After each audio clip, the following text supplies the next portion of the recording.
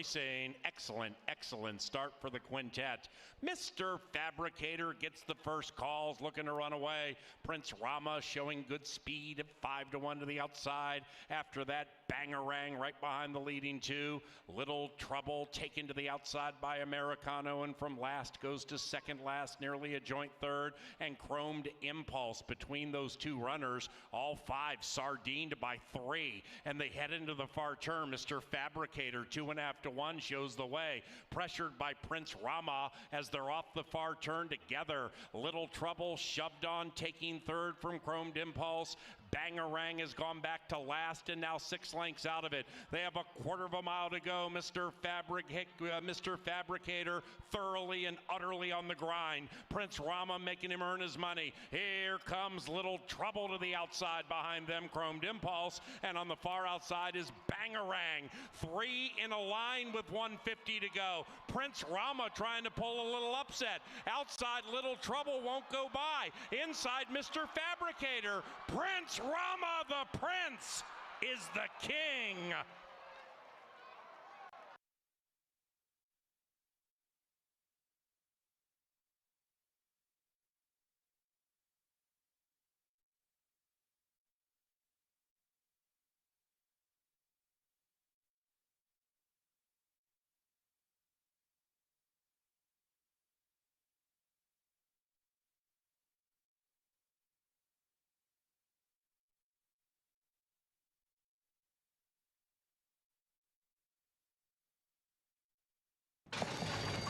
They're racing.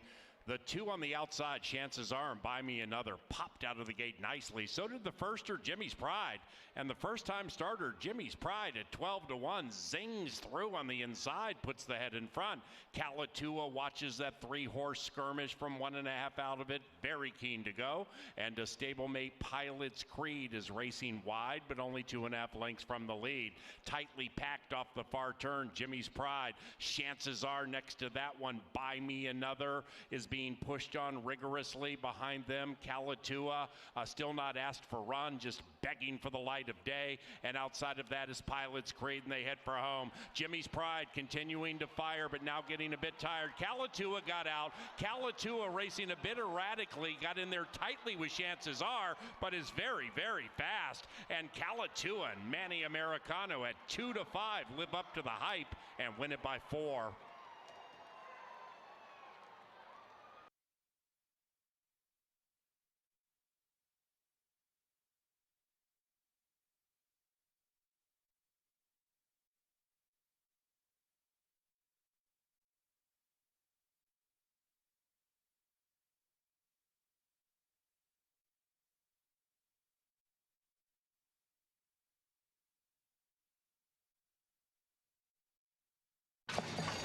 And they're racing.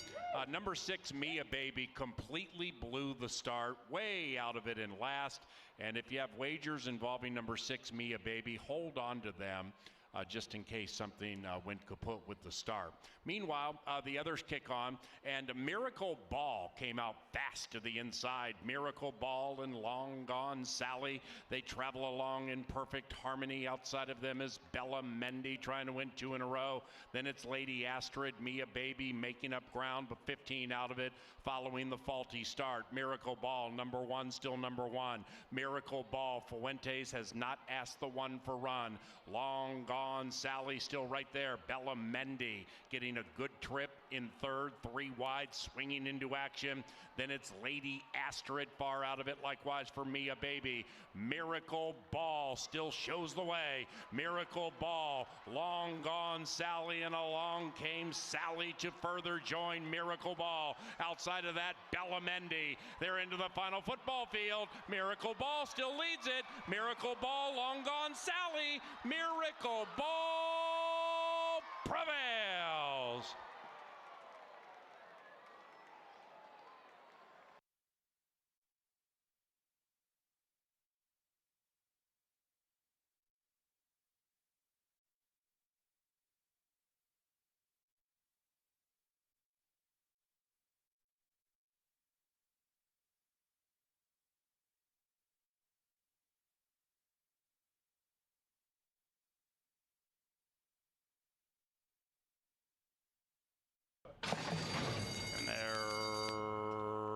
Racing, popped as 1. She Believes gets the first call. Miracle Minded flashes speed, but with 1 lap to go, She Believes and My Golden Cat go 1-2, and the pace intensifies. 2 and 6 begin to run faster and put 5 on Miracle Minded to the outside of Magica. After that, it's another break of 5, maybe 6 to Tiki Hut, about 11 out of it. And to the inside of Not Today, Boss, a headstrong She Believes. A headstrong She Believes with the hot jock Eddie G throttled down. And now that lead is diminishing. It's a half, it's a neck, it's a head, and Miracle Minded joins. They're about 3.5 clear from My Golden Cat to the inside of Magica. After that, Not Today, Boss, to the outside of Tiki Hut. And they're covered by 9 as they head into the far turn. She Believes settles down on that lead and tries to re-engage with a widening lead, trying to run away from Miracle Minded, who's 0 for 15, hoping this Sunday is the day. She Believes still restrained, about 5-6 lengths clear from My Golden Cat. After that, Tiki Hut heads to the outside with Roman. Tiki Hut's going to have a say in it during the stretch and has to run down She Believes. She Believes went quickly early and now is looking for a place to go to bed. Here comes Tiki Hut, and Tiki Hut blows right by a tired She Believes. Likewise for Miracle Minded, then it's My Golden Cat, but it's Tiki Hut and Constantino Roman. They are gone. 1-4-2 in race 4.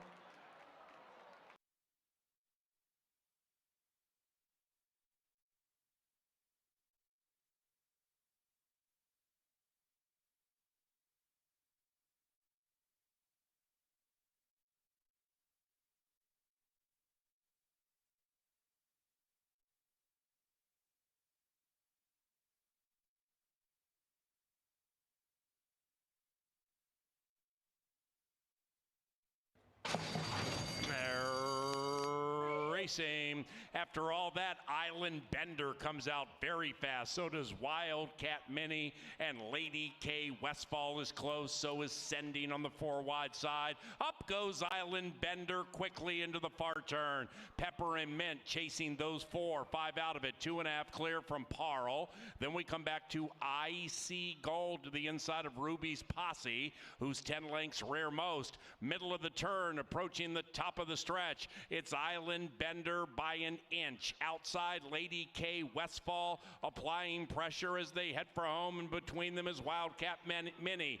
Then it's Sending. White blinkers 4 wide side. Sending is firing today. It is Wildcat Mini putting the nose in front. Inside, Island Bender fights back. Sending has teetered out. Lady K Westfall still in third, then Peppermint on the inside, but Wildcat Mini saved the best for last and wins by 2. 6-1 and a photo.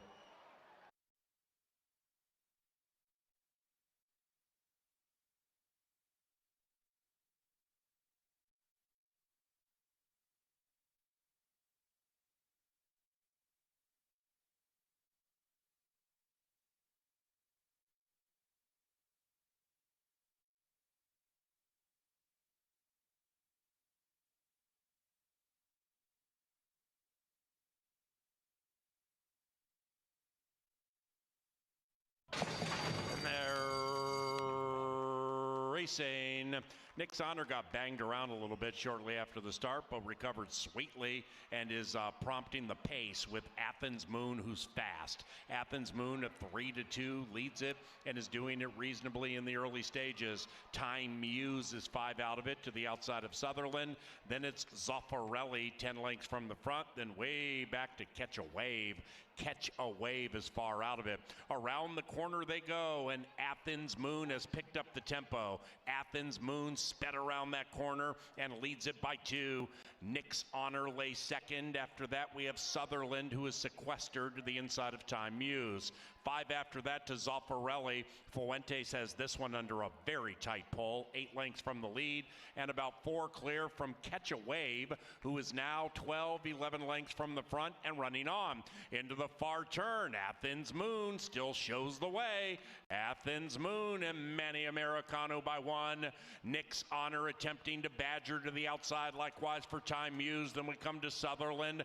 Zaffarelli 7 lengths from the front, now being pushed on by Fuentes. Zaffarelli's running on, and Catch a Wave still is last. Athens Moon is still first. They have yet to eclipse this moon. Zaffarelli's making a big move on the outside. It is Athens Moon and Zaffarelli. The Irish rolls into second. Nick's Honor to the inside.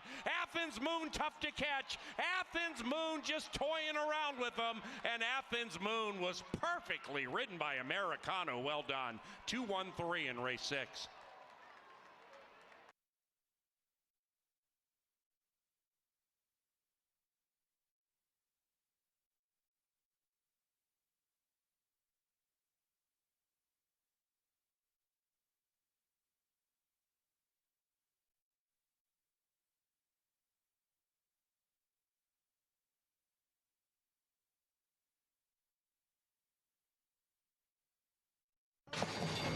And they're racing. That's a perfect line out of the gate. Wonderful work again by the Canterbury Park gate crew. Excellent work out of the gate by Lord Knows and Roman. Lord Knows with speed. Outside of that, caught off guard at 10-1 as they approach the first turn. Number 1 is number 1. It's Lord Knows and Roman, and the pace is intensifying a bit. Lord Knows picks up the tempo to the inside of caught off guard. Right behind them is the Irish Wellsworth, and Wellsworth is just 2.5 lengths from it as it slows down. Then it's North Arm Bay to the outside of Found My Ball. They're about 5 clear from Sonic Speed, who's 7 lengths out of it, and about 4 clear from Mansoura, trying to win 2 in a row. Up the barn side in the finale on Sunday at Canterbury Park. Lord Knows trying to take them wire to wire. Lord Knows 1, caught off guard next. Wellsworth sneaks through to the inside, waiting for a safe place to run. Found My Ball also on the move, about 2 out of it, and Roman's beginning to work on Lord Knows. Lord Knows still leads by 1.5 lengths. Caught off guard is doing the moonwalk.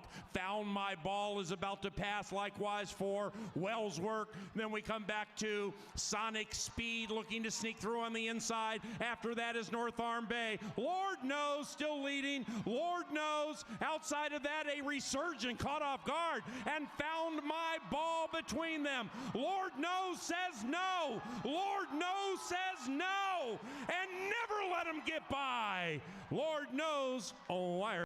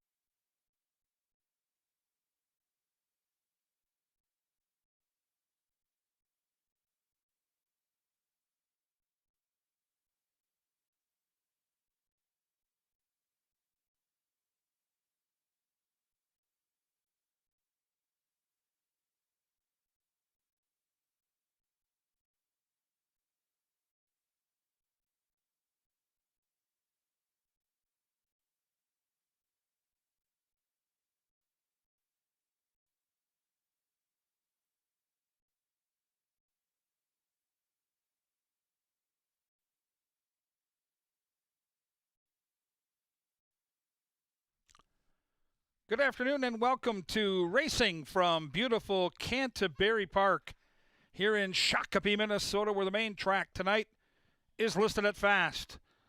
And the turf course is yielding. Fast and yielding. 9 races on deck tonight. If you get your programs handy, we'll go over the limited amount of changes on tonight's card. Quarter horses on the front end, thoroughbreds on the back. Couple of quarter horse stakes races. In race 1, scratch the 6 Max Brand. Jockey change to Rodriguez on the 2. Moro Jesus Rodriguez picks up the mount on number 2. Race 2, jockey change on the 5. Moro Jesus Rodriguez picks up the mount on the 5 in race 2. You'll see a theme to the changes here as they roll on. In race 3, make the jockey Aram Martinez on the 6. The 6 now ridden by Aram Martinez in the 3rd.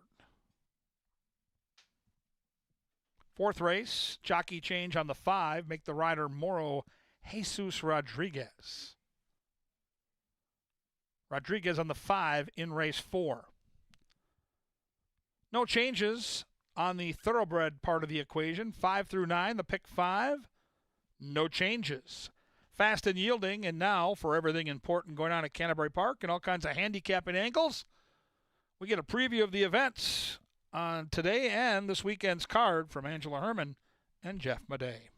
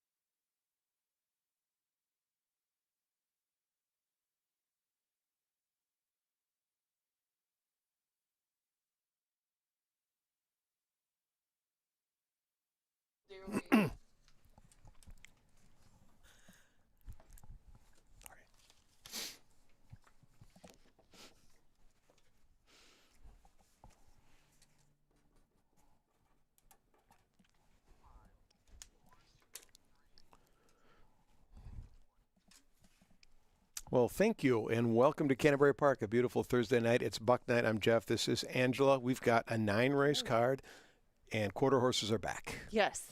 Jeff's favorite day, one of his favorite days of the season, is when quarter horses make their return to the mix, and it is also $2 Thursday. A lot for you to like about it. You can get a $2 beer, get in the door for a couple of bucks, grab a hot dog for a couple of bucks, grab a soda for a couple of bucks. Whatever you want to use it for, you can find it here at the park. And remember, we do start this card off with 4 quarter horse races, 5 thoroughbreds to close things out, including a couple of stakes to kick off the quarter horse season. That's right. An ice cold can of Budweiser, $2 on the apron, betting quarter horses. It does not get any better than this, Angela. It just doesn't. It really doesn't. But these stakes races, $29,000 purse. The North Star State Futurity and the North Star State Derby. A lot of familiar names in the 4 races. You'll see Haley Hobbs. She's got 11 horses. Jason Olmstead, 11-time leading quarter horse trainer. He's got 8, probably the favorite in the Futurity and in the Derby. Ed Ross Hardy is here. Vic Hansen is here. The young Tyler Stein is here. It's a who's who of Canterbury quarter horse lore. It's nice to see everybody do come back and get everybody in for these stakes races right away. You never know how the reception is going to be at the beginning of the season, but I mean, they're in there, and I know that Jason Olmstead, our leading quarter horse trainer, has a big shot in all of them. Thinking I might be able to interview Ryder at some point this season, if not tonight, but it is a good way to kick things off, and they have their own pick 4. We also have the late pick 5 in those thoroughbred races. A little something for everybody tonight, but those stakes are really a nice way to kick things off. You're right. You mentioned Ryder Olmstead, 16-year-old son of Jason and Amber Olmstead. He won his first career race about a week and a half ago at Prairie Meadows. Tonight he's trying to get his first stakes win, so that would be special. Imagine. And what's that? Can you imagine you go on summer vacation, you're going to win your first race, then your first stakes race? I think I made, when I was 16, well, that wasn't my first job. I was probably 15 or 14. I made $2.95. They're running for $29,500. The future is bright. Now let's get a little further into the calendar and go to tomorrow, because we have the Battle of the Barrels coming to Canterbury Park. And this is not just barrel racing. This is a unique take on barrel racing. Tell me more, Jeffrey. Yeah, well, you can see a little bit of it here. There's Lacey Klein riding the barrels. She'll be racing again tomorrow night at Canterbury. It's head-to-head racing. They race from both ends of the arena against the clock. Fastest horse wins the belt buckle. It is a lot of fun. Then after this, we've got some music from School of Rock, the kids from over in Eden Prairie. They'll play at the pre-party. They'll play at a brief intermission that we're going to have before FMX, I believe it's called, motorcycle racing or motorcycle jumping or Evel Knievel kind of stuff is what I've been told. So you're going to be riding too? No, I don't know. I stay on the ground. But I think it'll be fun. And the tickets are cheap. They're available at tickets.canterburypark.com, or just walk up and buy them tomorrow night. Gates open at 5:30. That's when the pre-party starts. And then all the barrel racing action starts at 7. We did it last year. It was a lot of fun, and I'm really looking forward to what should be a beautiful night of Battle of the Barrels. Yeah, I got to witness some of that too, and it is really fun. Just you get to watch a variety of people go at it, and you can tell that some of the riders have been doing it for longer than others, but it is so unique to see them square off head to head. It's a fun event. Now, if you haven't had enough fun on Friday or $2 Thursday, you can come back and win quite a bit with a scratch off just by coming in the door here at Canterbury Park. Scratch Off Saturdays presented by the Minnesota State Lottery, Jeffrey. That's right. 1,000 Canterbury scratch off tickets will be given away to the first 1,000 people through the gates. They line up and they come in early, so you want to get here early. Gates open at 4 o'clock for the 5 o'clock racing on Saturday. Every ticket's a winner, unlike other scratch-offs who actually win something guaranteed. Could be any number of things, a mystery gift. I don't even know what else is in there, but there is I think the big prize is lottery tickets from the Minnesota State Lottery that you could turn into a countless number of dollars. Exactly. I know you can just walking in the door on Saturday and make quite a bit of dough out of it. Now on Sunday, we celebrate the dads in your life. And you bring him out to the park, somebody who's just like a dad, and you come celebrate their day on Sunday. Now, we got plenty going on with that. It's not just Pepsi Family Day. It's not just Father's Day. It's your chance to win one of these Lazy Boys. That's right. You'll get an entry slip when you come through the gate on Sunday. You'll put it in the Copper Hopper. Ooh, it's been a while since we've had the Copper Hopper in play. Yeah, that thing is there in honor of John Hardy. We'll be rolling out that Copper Hopper. 2 winners, races 3 through 7, I believe it is. Mm-hmm. And there'll be 2 winners. We'll draw names. They'll come down to the winner's circle. They'll get a number. Their horse wins. They get a Lazy Boy. It's pretty cool. Yeah, you got to listen to me and Kevin, like it or not, if you want to win one of those Lazy Boys. But you can't even get your foot in the door, so to speak, with that unless you join us here on Sunday for Father's Day. 1 o'clock racing will start Family Day. Bring the kids out for sure, because it's Junior Jockey Day and a chance to meet a professional athlete. There you go. And then this week we have Luis Fuentes, who is going to be joining us and signing some autographs for the kids, right? Yeah, it's pretty cool. We've done it a couple weeks now, once with Kelsey, once with Betty Joe. This week will be Luis Fuentes, and the kids have been lining up. These jockeys are gracious, a lot of fun. They're great with people. They're people people is what they are. Yeah, I've always said that about this group, especially in the last few years. They all really seem to get along, especially with their fans. I mean, anybody who wants to walk up to them, talk to them, take a picture, they are such personable people and easy to talk to and get along with. Luis, definitely no exception to that. And if you want to meet him, get his autograph, ask him some questions, you can do all that on Sunday on Family Day. Absolutely. We race at 1 o'clock on Father's Day. You're going to want to be here. What you're also going to want is to know about the jockeys and the trainers and what's what. Well, the Loeffler leaderboard is the place to go then, because we have a very close race in the trainer standings right now. Jose Silva Jr. took an early lead. Mac Robertson has come back at him. They've been tied before, but really not that much space from top to bottom, as you can see. And since the beginning of the meet, it really has been a very open opportunity for a lot of different barns. We've seen a ton of different winners on a nightly basis from different barns, and they're coming from all spots of the country, so you don't know where their horses are necessarily going to find their sweet spot at our meet, but that's reflected in the standings. You're right. So we're going to want to watch these jockeys as well as they learn to kind of ride this racetrack, because it was speed favoring over the weekend, but it hadn't been up until that point. So it really becomes, in a lot of cases, a rider knowing what it takes to win in certain distances. 7 furlongs, for example. If you're stuck out wide, you're probably not winning. If you're out wide in the post, you want to break on top and get over to the rail. That's how horses are winning. That's what Eduardo Gallardo has been doing with those 7 furlong races. Yes, of course. And you can't just leave it up to the post draw. If you draw outside, you got to do what you can. And hustling to get over and save any amount of ground that you can is so crucial in those races. But also riding our turf, too. I mean, it can all make a big difference as to where they've come from, how long they've been here, if they've ridden here before. But you can find all of that in some past performances. DRF is free tonight. Brisnet's free every day. That's right. I ran into longtime race fan Khalib Martin down just before the national anthem. I was on my way up. He was looking for PPs. I said, go to brisnet.com, Khalib, and get free past performances. You can do it every live racing day. It's a really cool thing that we're able to offer in partnership with Brisnet. Oh, he's on his way then. Yeah.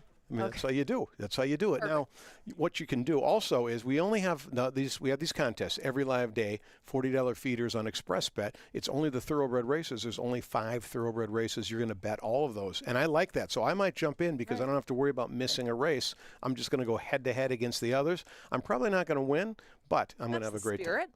Come on. Yeah, you can take $40 and you can make it into a whole lot more. It's not just for the bragging rights. It's about getting to the BCBC. And if anybody has not heard of the BCBC, real quick, where is it and what's it all about? It's the Breeders' Cup Betting Challenge. It's held every year. You start with a $10,000 entry fee. That's $7,500 live bankroll, and you just bet like crazy. And these people, they'll turn that $7,500 into probably $200,000, get another $300,000 in prize money, make $500,000 betting the Breeders' Cup. And it could start tonight with a $40 entry. Right, not a bad deal for $40. But if you want to get in on the action tonight with the best takeout in the universe, you're going to want to bet our pick 5. 10% is the takeout on that pick 5. It's a 50-cent minimum, and you can use as many horses or as few horses in the last 5 races of the day as you'd like. Now, that's going to be our final 5 thoroughbred races today, so we're going to go 5 through 9, and that is going to be our pick 5. So if you wanted to do a couple of horses in one race, you just like one in the next race, you don't have any idea in the third leg of it, that's okay. You can use any amount of horses, again, that you like, and just multiply it out to get the cost of that times 50 cents. That, again, starts in the 5th tonight. We're going to start after the quarter horses. Best bet at the track, and sometimes it can pay thousands and thousands. It has, without finding, you're not looking for 30, 40 to 1 shots. You're trying to, in some legs somewhere, beat a favorite, and if you can, that payout will multiply. We've seen $500, $600 payouts with not really giant prices, but situations where the favorites haven't won every leg, and that's how you get paid. Exactly, and that is going to be, again, starting in race number 5 tonight. That starts after the quarter horses, but of course, in honor of my partner over here and in honor of quarter horse racing started, we had to blend both of the breeds, so I did so in a pick 3. Give this a real quick grade because we'll go to the Derby. I'm going to single Spicy Cartel. I know you don't like her as much maybe as I do, but I think that she's going to be very, very tough at 400 yards. We'll talk about her a little bit later. And then in the 5th, we'll start off thoroughbreds with the 1 Athletic Like and the 4 Julio Cesar. I think that he could definitely turn his form around in his second start up here. And then I'm going to single Queen Atlas with the hopes that she can take them all the way on the front in a little bit smaller group. So if you do that 5 times, not just the 1 time for $2, it's $10. She is not the morning line favorite, and one of the Julio Cesar is not the favorite either. If either one of those two comes in here, just one favorite beaten, it'll well clear $10. And that's a good way to mix both of the breeds if you like to cap them both. Yeah, I love that ticket. I think I'll be playing that myself, Ange. This looks like a winner, and we know that your bet of the day has a positive ROI right now. So does it win every day? No one wins every day, but it wins more than it loses. That means it pays a lot of money. You're going to want to bet it. Yeah, you might not win every race, you might not win every bet, but win when it counts and it'll pay for the rest of them. That's what we're hoping for with this pick 3. Now we're 14 minutes away from the very first quarter horse race of the year, and before we get Kevin's thoughts, I kind of want to get yours in this first race because 300 yards, maidens, it's our only scratch of the night, and we have a very heavy favorite in here as we have from the start. So I want to know, can Corona Downhill be beaten, or are we going to start off the quarter horses with a winning favorite? I think we're going to start out the quarter horses with a winning favorite trained by Jason Olmstead. And you'll hear that a lot, I think, this year, as we have for the last 11 years, as he's won the title that many times. So I do think this horse stands out in this race, but you still got to break and you still have to run. And always look out for the other Olmstead. The one, Yes Way, is the other Olmstead horse in here. And those can be sneaky. And that's where, if you're playing the pick 4, and this is one chance to play a quarter horse pick 4, it's not going to happen often. You might want to go a little bit deeper and try to beat this 5. Fair enough. Yeah, Paul does like Yes Way on the inside. We'll see how things do unfold. It's getting to be a bit more of an even betting board right now, but we got an expert to break things down. We just set the scene. Now we got Kevin to break down the first. What do you think? Yeah, let's go to Kevin Gorg. He's going to take a look at these horses, get us set for $2 Thursday. Remember, $2 Budweiser cans, $2 hot dogs, $2 sodas. You got in for $2. You're going to have the time of your life tonight. Betting the cues on the apron with a cold can of Bud. Thanks for being here. Thank you, guys. Great job per usual, and beautiful night for racing. So welcome to Canterbury Park, everybody. We've got 9 races, 4 quarter horses, 5 thoroughbreds. Pick 5 will consist of those final 5 races. With the thoroughbreds, the stakes races are very intriguing. And let's try to get you loaded up and ready to go. As Jared Spurgeon watches on in the paddock, we'll get ready for race number 1. They're going to dash 300 yards here in the lid lifter. And, this is a maiden race. So horses looking for their very first win. That's a good look at number 1, Yes Way. The other Olmstead, as Jeff described him. Ryder Olmstead making his Canterbury debut, 16-year-old jockey, son of the trainer. And right away, you got to give that horse a long look off the family steam. Last time out at Remington Park against slightly tougher competition. Finished third, beaten just a length, and that was going a distance of 250 yards. So this distance of 300 should be right in the wheelhouse. This horse has tried up to 400 yards. She's a 3-year-old filly. She's 5 for 8 so far in her career in the top 3. So if you're going to build a trifecta or exacta, she tends to hit the board pretty consistently. Number 2 gets Rodriguez in the saddle. This is 34 below. And this one's trained by Haley Hobbs. We've seen Haley Hobbs here the last couple of summers at Canterbury do great work. Very talented trainer. Barn always does well here in Shakopee. Another horse shipping in from Remington who has faced better competition. She's a Minnesota bred, and they thought enough of her last year here at the racetrack to try stakes competition not once, but twice. And you're facing maidens. You've faced much better competition. Your third time off the layoff, and you're getting bet down to 5-2 right now on the board. Rodriguez gets the mount for Haley Hobbs on 34 below. Number 3 is El Sixto. Gutierrez gets the call here. Another Haley Hobbs charge. This one's 0 for 16. One start last year at Canterbury. It was way back on July the 2nd against this type of competition in a 6-horse field. Went up at 9-1 and finished third. Only beaten a couple lengths that day. So clearly this guy liked the surroundings of Shakopee. Outran his odds at 9-1. Hit the board. Good trainer. And kind of a mystery package here because, you go 2 back and this horse photoed for the win with a speed index of 61. Then last time out, just didn't fire. Speed index of 40. So it's kind of been feast or famine. But if you get the feast part of the equation, El Sixto is clearly good enough to compete for the win here. Number 4 is Can You Hear Me Now? I think this horse has a big chance to be heard tonight. Tyler Stein, another terrific trainer here in Shakopee the last couple of seasons. Third off the layoff.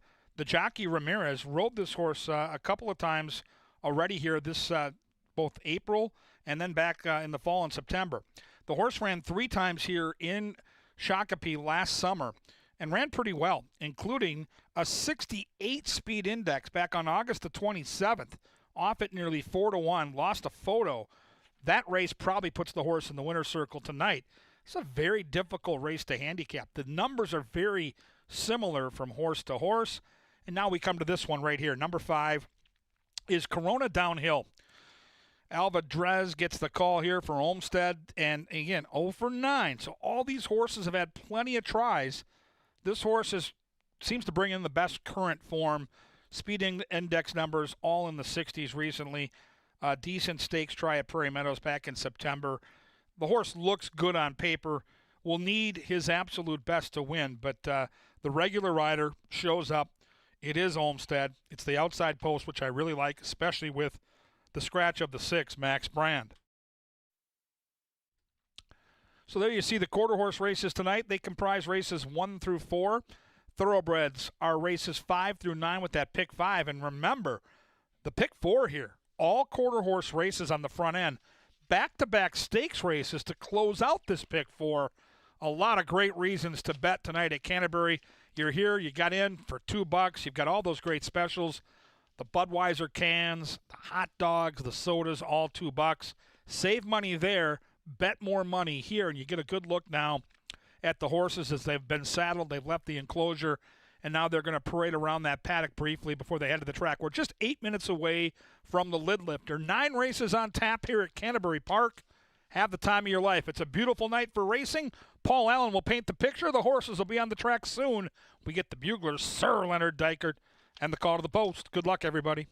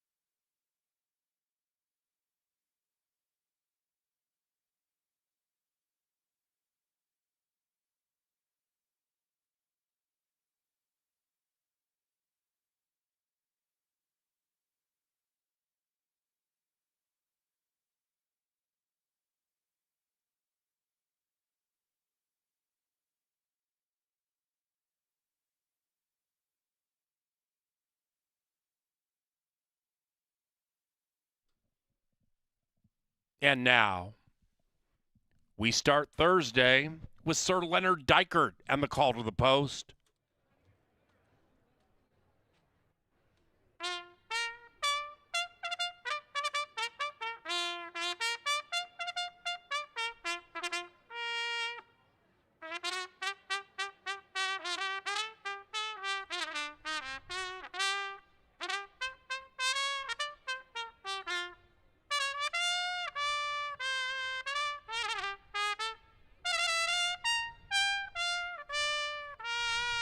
And here they come for the first race, the first 4 quarter horse races. And we have a pick 4 tied to it.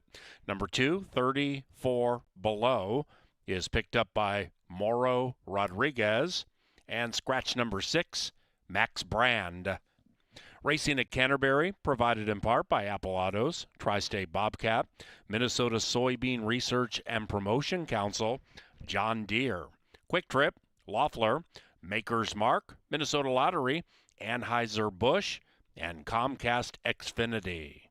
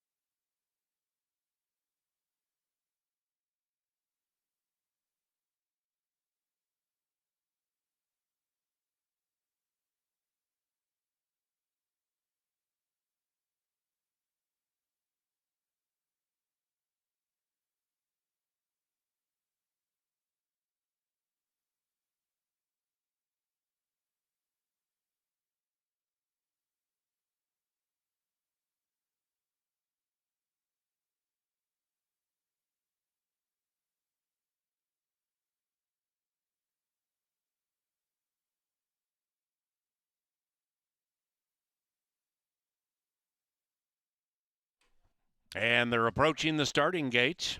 We welcome our featured groups tonight, this beautiful Thursday at Canterbury. Gislason and Hunter, WTW team event, the Mall of America Leadership Retreat, TDX Tech, Ames Construction Corporate, Pemberton Real Estate, Link Logistics, the Canopy Group, and Minnesota Iowa Crop Insurance Services. Featured groups tonight at Canterbury, and welcome to the races.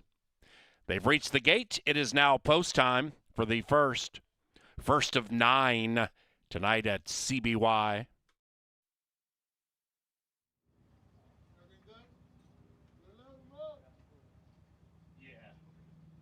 Make sure Bobby says tide before you go with that outside.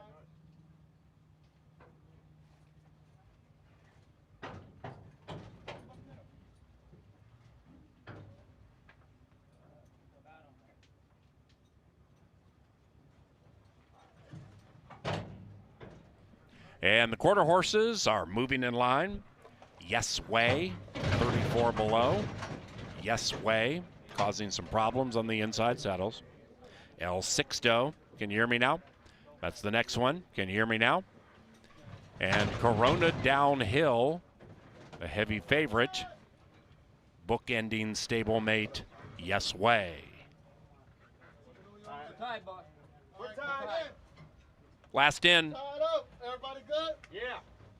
Quarter horse time, and here they are.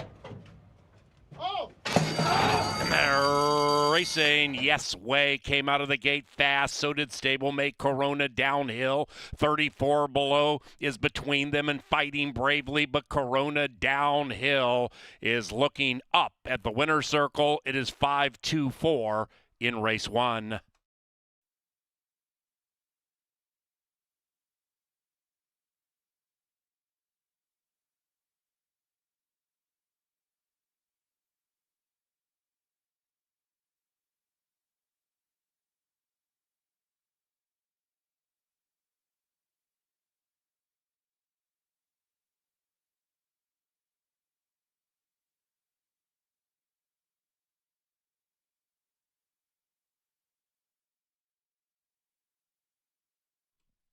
Number 5, Corona Downhill, first. 5-2-4-1 in the first, unofficial.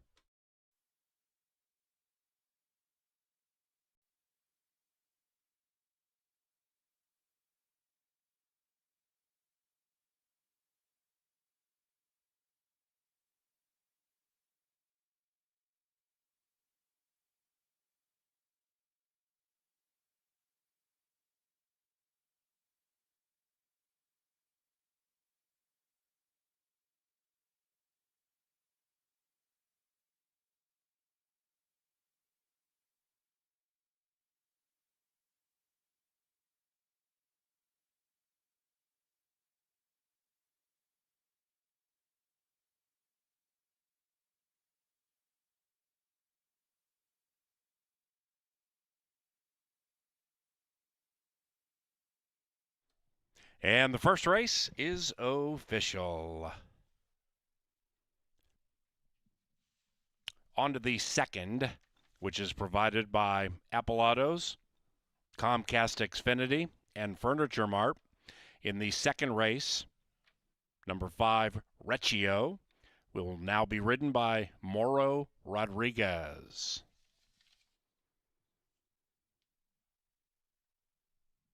Post time for the second race, about 21 minutes from now.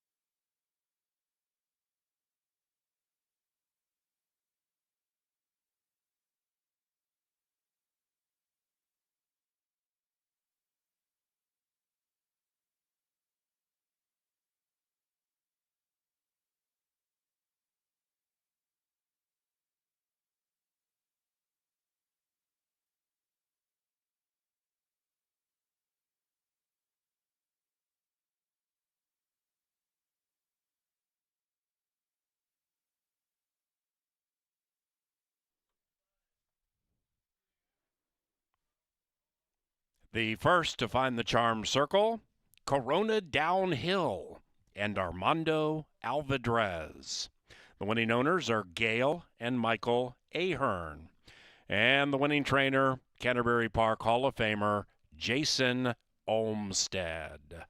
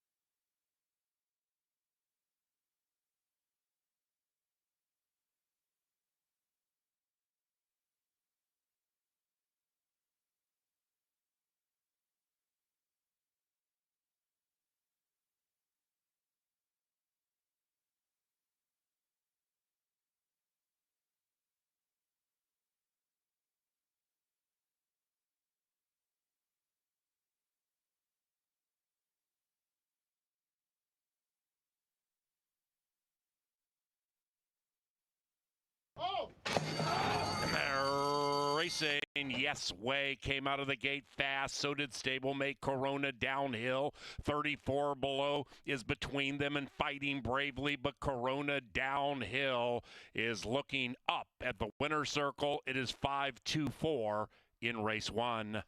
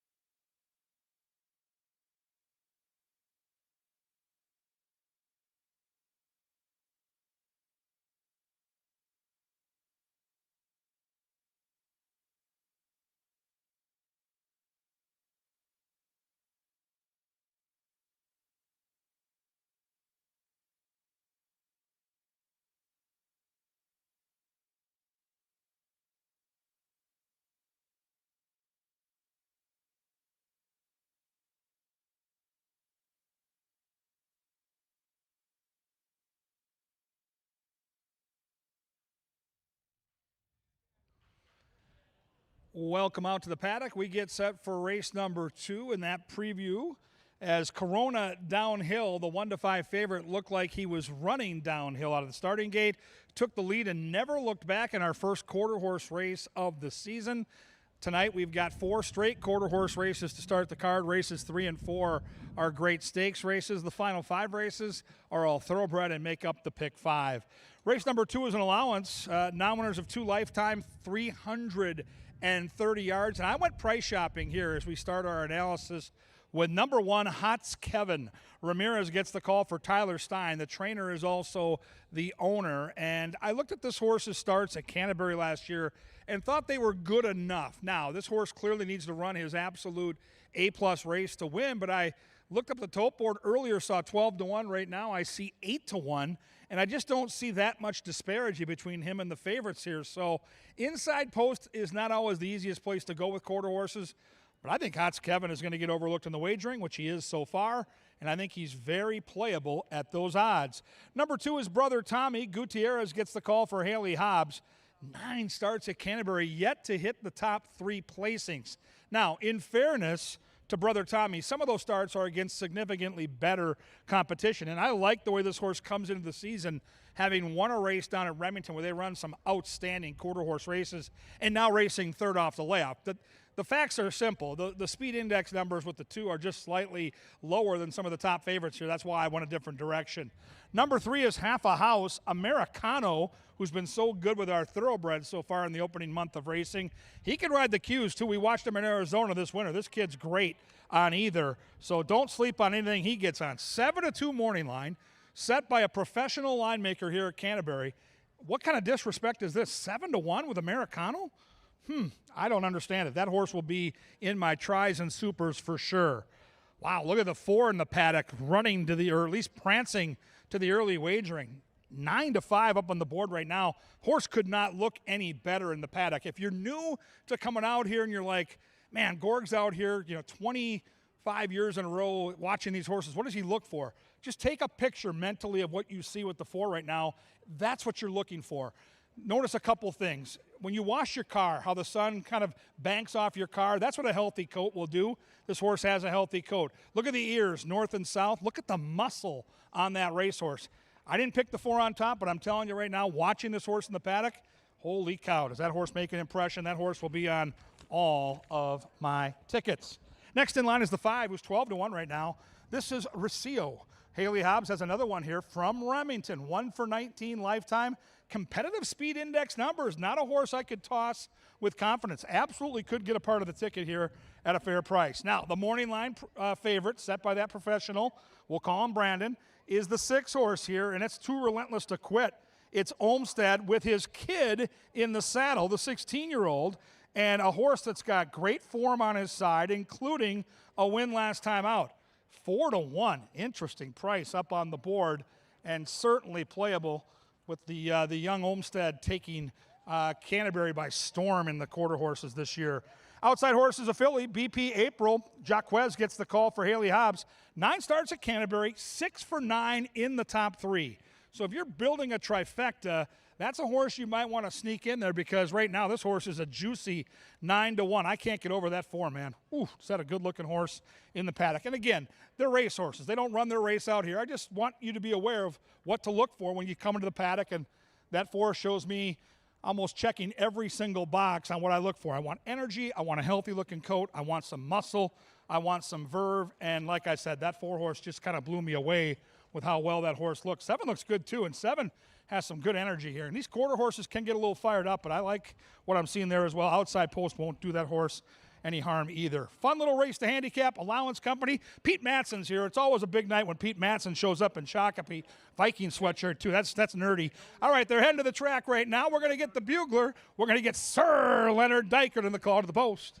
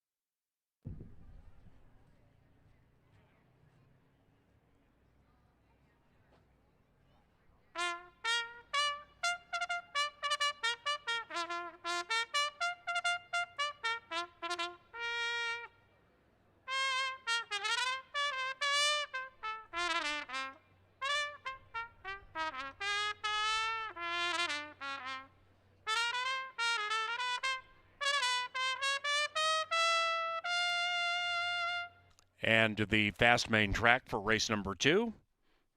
Number 5, Recchio, was picked up by Moro Rodriguez.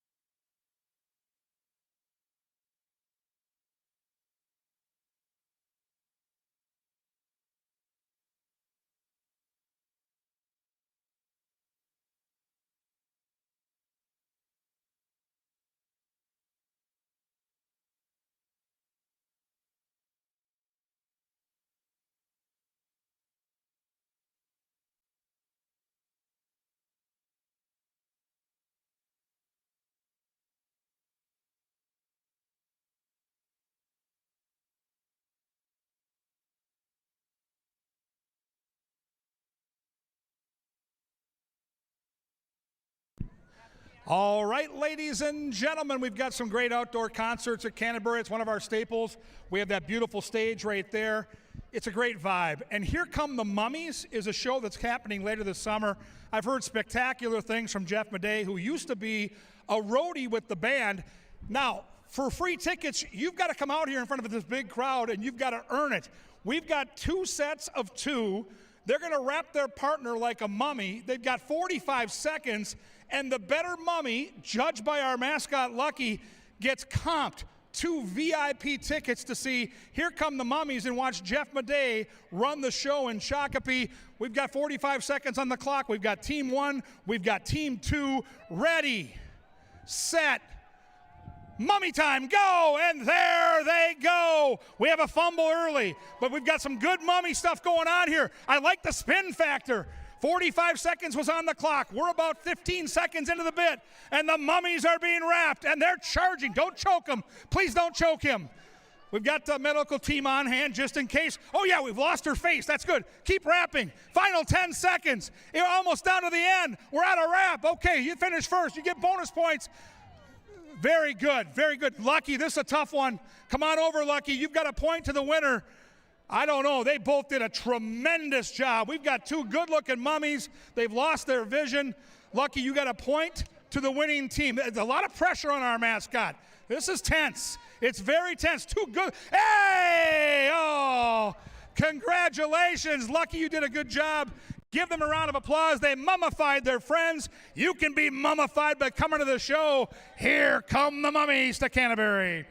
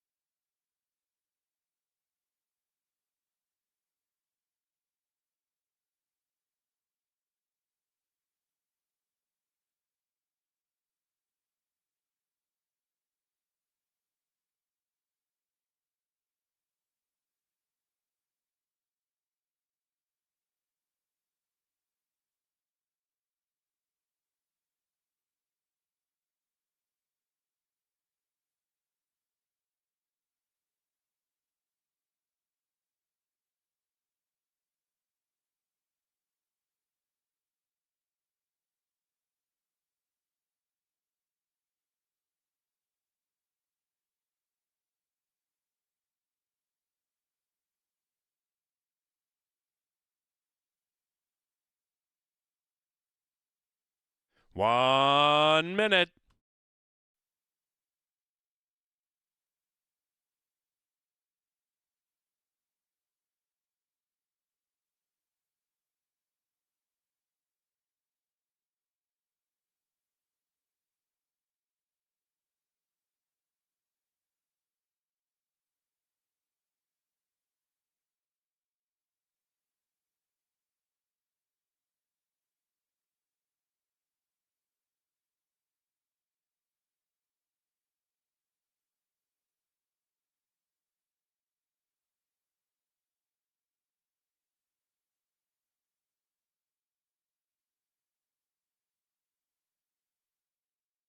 They've reached the starting gate. It's post time for the second at Canterbury Park.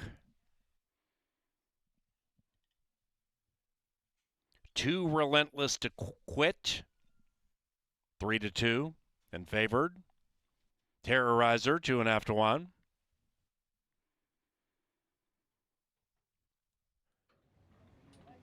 Couple of quarter horse stakes races. The next 2. Then an all thoroughbred pick 5 with race 5.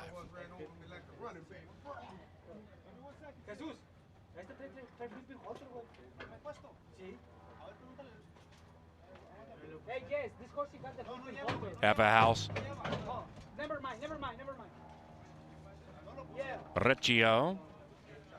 2 relentless to quit.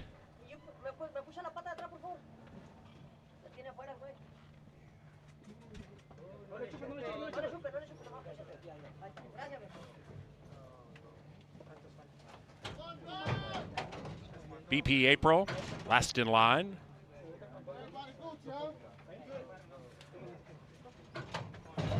They're set. And there they go. Pretty good start for everybody except the favorite. 2 relentless to quit was often last. Hots Kevin fires out on the inside with half a house outside of them, terrorizing, looking to terrorize the 3. It's a tight photo that goes to half a house at 2-1.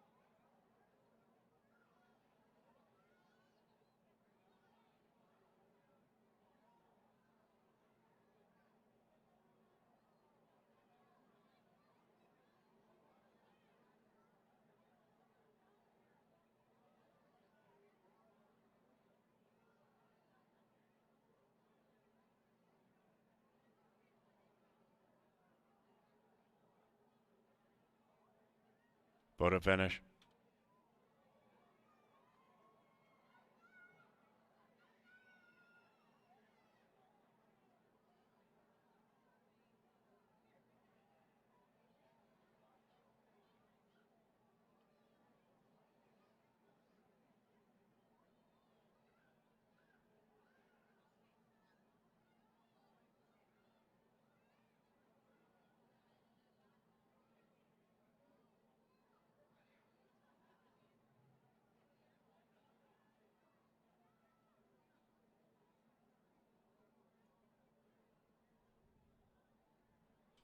Result of the photo shows the winner is number 3, half a house. 3-4-1-5.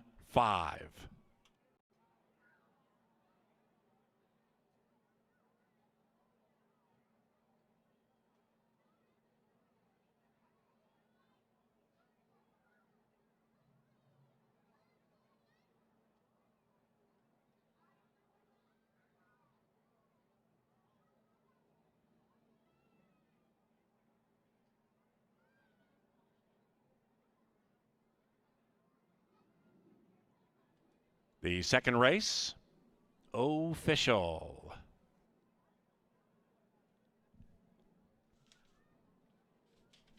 Race number 3 is the North Star State Futurity.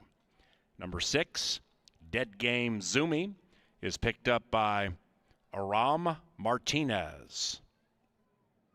Aram Martinez rides number 6 in race 3.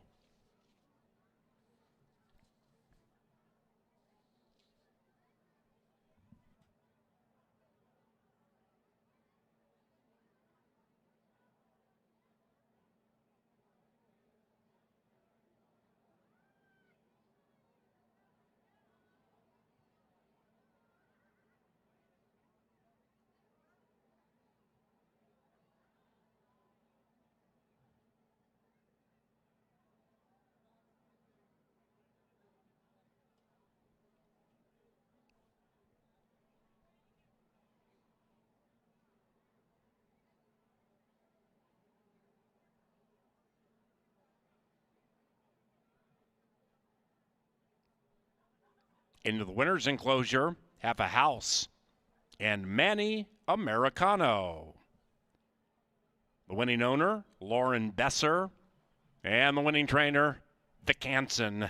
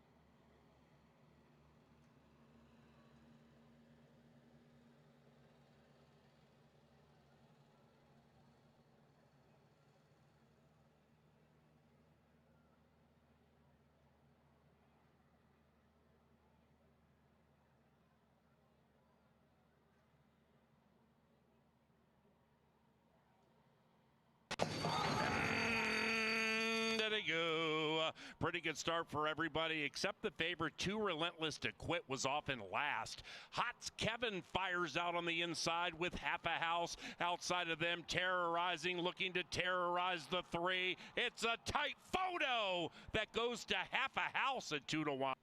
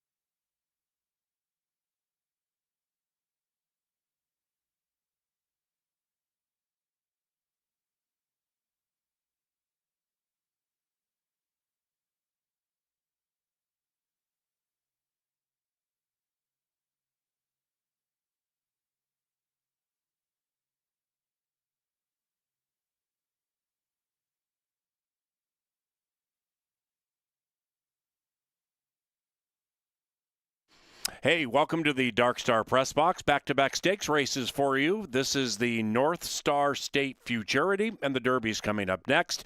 Now, many interesting facets into this race. You can tell by the odds that it's rather wide open right now. But number 3, She's a Sugar Mama, is ridden by Ryder Olmstead, son of Jason Olmstead, Hall of Fame trainer here. Ryder is 16 years of age. He's won 1 race in his career. Now he's looking to get his first stakes race. Let's handicap it with Angela. Thank you, Paul. Yes, we are down here to handicap the very first stakes race of the quarter horse racing season here at Canterbury Park. And the North Star State Futurity, what a place to start. We're going to get to unveil some newly turned 2-year-olds. I mean, they've been racing this spring down in Oklahoma and elsewhere, but this will be when they come up and make their debut in their home states. We do have a pretty full field in this one. If you would please put 9 in the gate here. We just don't have a ton to work with as far as experience. So any experience that goes with these 2-year-olds is crucial. And you do see a race with the one Isa Be Slick. And Isa Be Slick actually ran against another foe in this race. And Isa Be Slick ran all right that day, didn't come out of the gate that well, and that's going to be a recurring theme with a lot of 2-year-olds. You just don't see them catch on to things right away. They usually need a start or two. It's weird. Kevin never has these problems with his hair down here in the paddock, but I was looking for maybe another start out of Isa Be Slick. Now, Americano is going to ride him, and he's rode horses both down in Arizona and up here, but we haven't seen him on quarter horses up here quite yet. Did pretty well for himself when he was down at Turf Paradise, and Isa Be Slick should provide some value. At 7-2, I would expect that price to probably go up. Superona is one of in here from the Haley Hobbs stable. 2 starts for this one, and Superona ran all right in both of those. Started a lot better than she finished, though. She does still have 2 starts, though, and like I mentioned, that is going to be a big deal when it comes to these 2-year-olds who have not started, and there's a couple of firsters towards her right, but right in the middle of those is your favorite that Paul mentioned. That's She's a Sugar Mama. She did everything right in that debut except for win, and She's a Sugar Mama ran the winner right down to the line. He's her daddy, I believe, had some experience on her. That was the winner of her first race, and She's a Sugar Mama she's a Sugar Mama did really everything that you would want her to do in here. If she runs that race back, she's going to be very, very tough for these to beat. Now, one of those firsters is right next door, KO for KJ Lady. That's Tyler Stein's firster, and there's a couple of snappy gate works for this filly. Now, you don't see too much of them, but they just don't have that much to work with that too, and there's the same amount of works for both her and the 5 Mellies in here.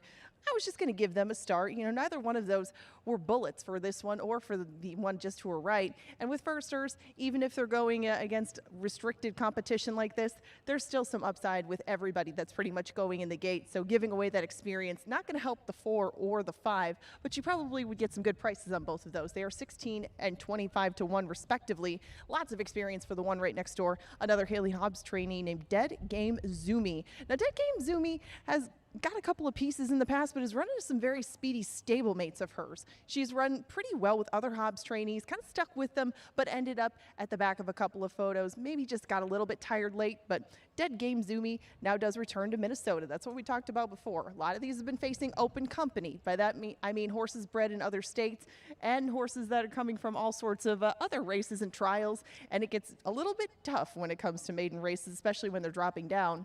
Now, this filly did run in some claimers down there, comes into a stakes race up here, but has the experience, and is 5 to 1. There's a lot to like about this one, but Paul likes the 7, Just a Political Lady. Just a Political Lady's got to figure out the gate. This gelding's had a couple of starts and just hasn't got out of the gate really either time. Not the smoothest of movers, at least in his second start, but he is taking lots of money at 5 to 2. Just a Political Candy is, I guess, experience, gets towards the outside. I just didn't love what I saw in the first 2 for the price I thought he was going to be. Right now, the price is 5 to 2. If you would see it go up to maybe 5 or 6 to 1, I would definitely take another look this way. But he didn't take that much money in either one of his first 2 starts. Now, granted, down at Remington, those are a fair amount of action, but Just a Political Candy is one that I'm going to maybe wait for another day to see if he improves now that he is at home. EOS Hey Bucko right next door. One that I liked a lot is 11 to 1. I'm surprised. I took this horse in 3rd, but it's just because it's only his second start, and EOS Hey Bucko didn't perform that well at the gate. Got out a little bit slow, but was really lengthening his stride down the stretch. I would think that this kind of company and all the distance that they can hand this gelding will definitely agree with him in the future. It's just that right now he's got 300 yards to deal with, fairly short in the terms of quarter horse races, but Iose Bucko, I think, has a bright future in front of him, makes a very good impression down in the paddock, a little bit of size and height to this one, and maybe the future will be even brighter for this one as the distances stretch out. Now, the outside horse is One Sweet Little Lady, and One Sweet Little Lady is another Tyler Stein trainee. Started out a couple of times at Remington Park, but you could probably forgive that last one. It was in the slop, and the horse just didn't really, maybe she didn't like it that day. Taking a little bit of kickback is never going to be a good thing when it comes to the mud and quarter horse racing. If you can forgive that one, in her first race, she broke pretty well, and One Sweet Little Lady gets the outside running to try to do that sort of thing again. Could be in the thick of things, the 13-1. She is very much on the small side, but One Sweet Little Lady, I think, could take advantage of that outside running, as sometimes things can get a little bit riled up, as the 2, Superona, is right now. You want a clean break out of the gate, and you can definitely get that from One Sweet Little Lady on the outside. 2-year-olds are going to start things off in the quarter horse stakes ranks, and the North Star State Futurity is headed to the track. We got 9 going to post. This third race is going off at about 8 minutes, and if you want to do win, play, show, exactas, try, supers, doubles, or pick threes, you've got a very interesting field to pick from to start off all those wagers. Keep an eye on them as they head out to the track. These are babies. They could be a little unpredictable, and now we are just under 8 minutes to post.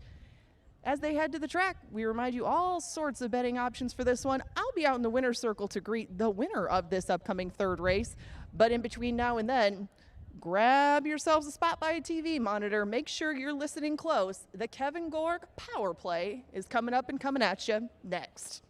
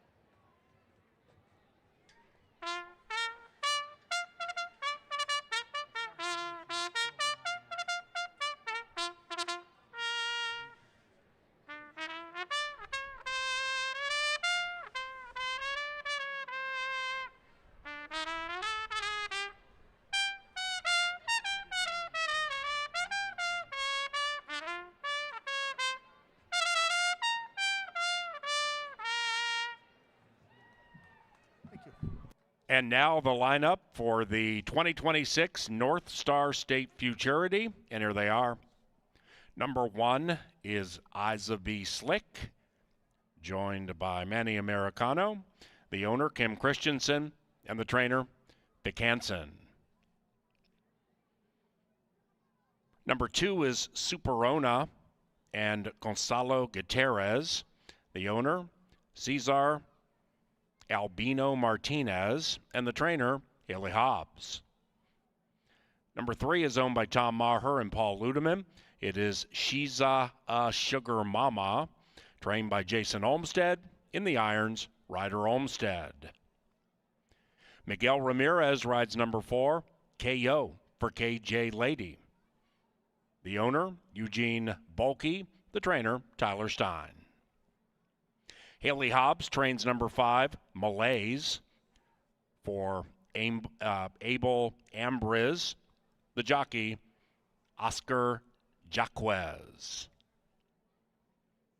Aaron Martinez rides number 6, Dead Game Zumi, for owner Manuel Hernandez and trainer Haley Hobbs. Number 7, Jess A Political Candy, and Armando Alvarez. For owner Monica Martinez and trainer Jason Olmstead. Corey Wilmus owns number 8, EOS Hey Bucko. Trained by Ed Ross Hardy in the irons, Angel Ramirez. And Moro Rodriguez rides number 9, One Sweet Little Lady. For owner Francisco Vasquez and trainer Tyler Stein.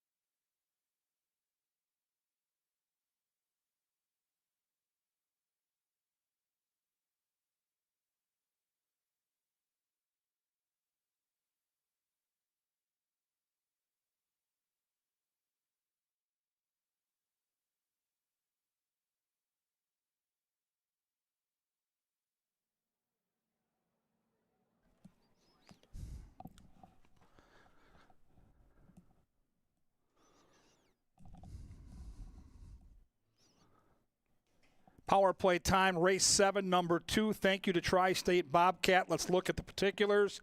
We got a horse that's 2 for 2 on the Canterbury turf. We've got Silva, who's rocking and rolling. We got Americano, our top jockey, who's rode the last 2 in victory, including a race last time out. Where watch this start.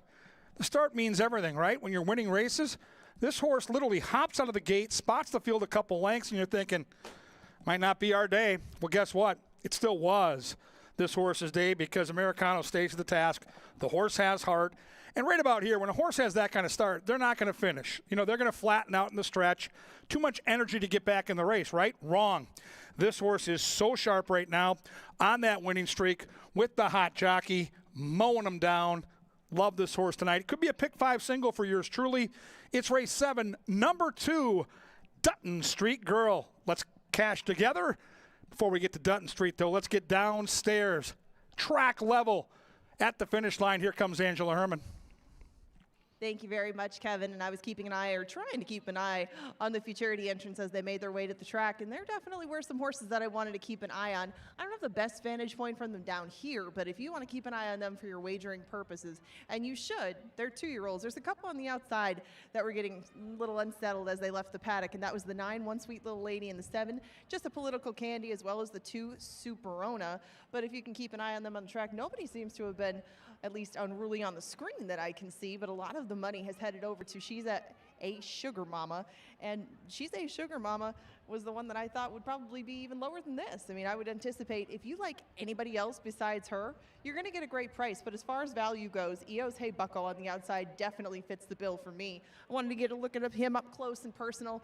He definitely is a class individual. He was keeping his cool. He's a little bit on the bigger side, but I think the outside running and any added distance they can give him will only help the cause.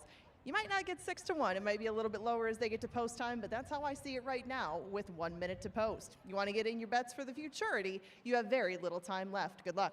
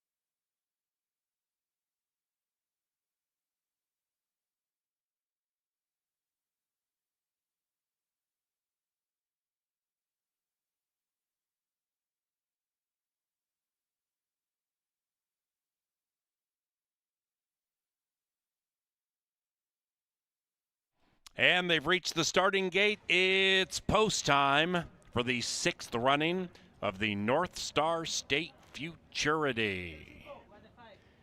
She's a Sugar Mama, 6-5 in favored. Canterbury horse owner Dan Chersvik has won this race 2 consecutive years. Won it last year with Holy Dynasty, Kiss My White Sox. Before that, 2021, the first year we ran this race. Relentless Courage won it for Tom Maher and Paul Ludeman. Luis Valenzuela, the rider for Jason Olmstead.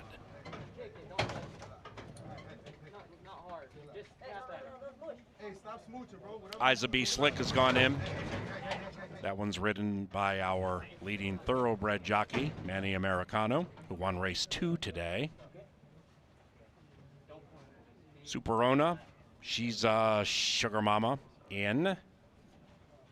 Malays, Dead Game Zumi, and Jess, a Political Candy. They've gone in. 3 back. KO for KJ Lady to enter the center.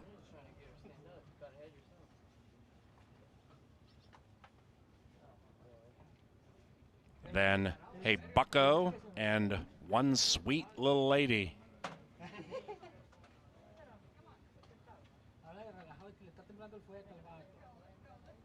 Here they come with Bucko, 4.5 to 1. She's Sugar Mama, even money.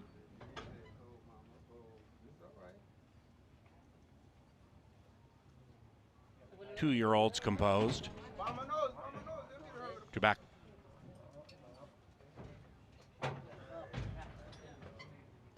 One Sweet Little Lady. And KO for KJ Lady.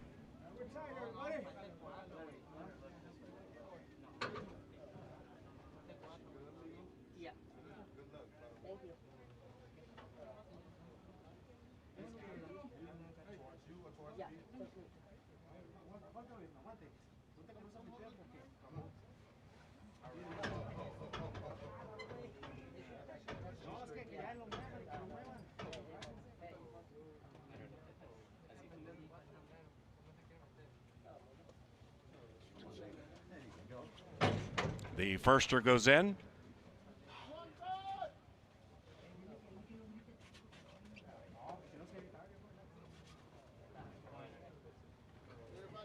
Nine in a line for the North Star State Futurity. And they're racing, and the favorite, She's a Sugar Mama, came out sweetly. So did Superona to her inside. Outside of that is Dead Game Zumi, but it's She's a Sugar Mama and Ryder Olmstead winning the North Star State Futurity.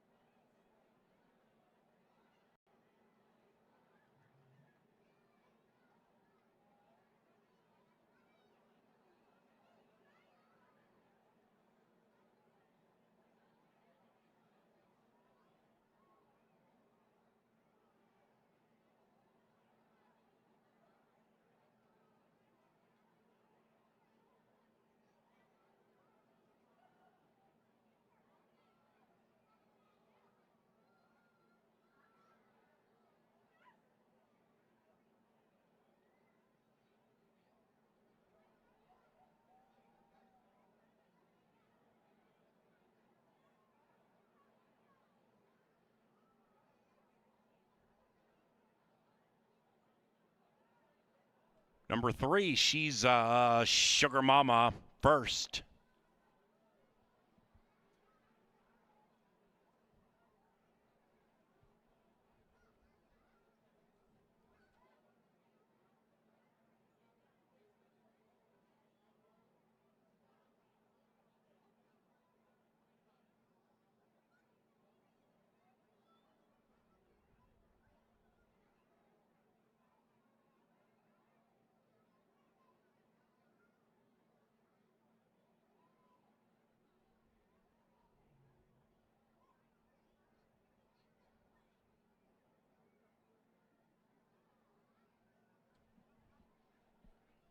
The numbers 3, 6.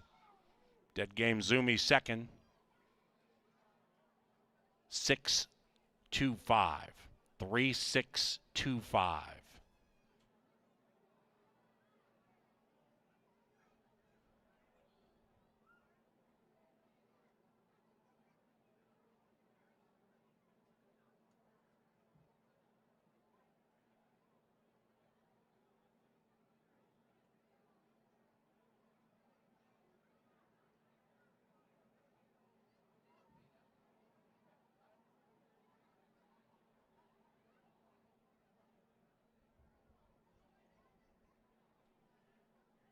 Race number 3 has gone official.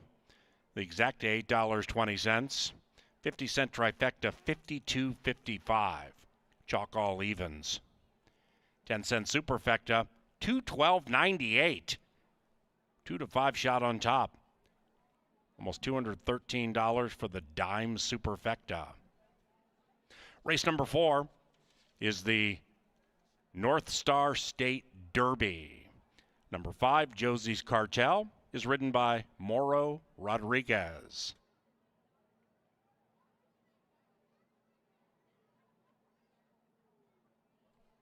Race 4 is courtesy of Jim Beam Bourbon.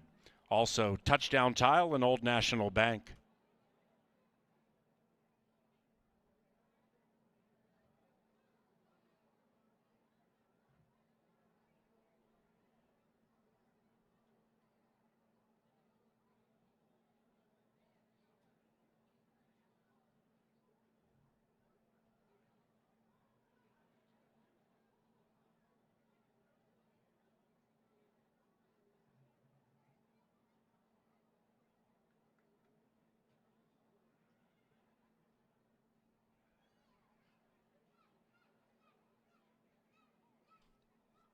Now entering the winner's enclosure, she's Sugar Mama. First stakes victory during the riding career of Ryder Olmsted. The winning owners, Tom Maher and Paul Ludeman, and the winning trainer, Jason Olmsted.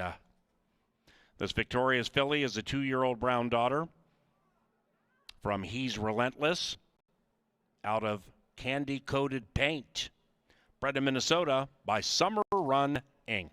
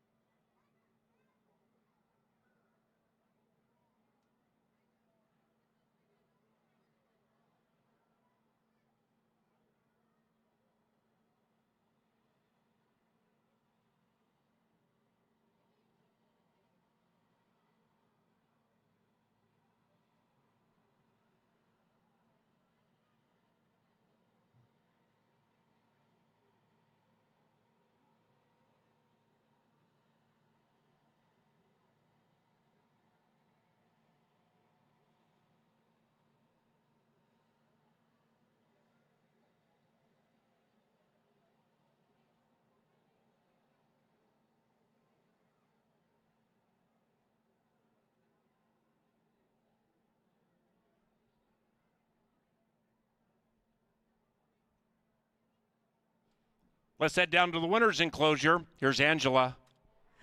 I am down here, and how fitting on Father's Day weekend that I have Jason Olmsted, winning trainer, and winning rider, Ryder Olmsted. This is very first stakes win in the North Star State Futurity.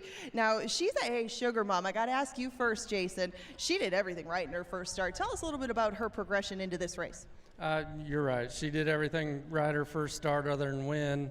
Got outran by a horse that had more experience. We were pleased with her first out and thought if she could run that same race or improve just a little bit that she'd be double tough here, and it worked out.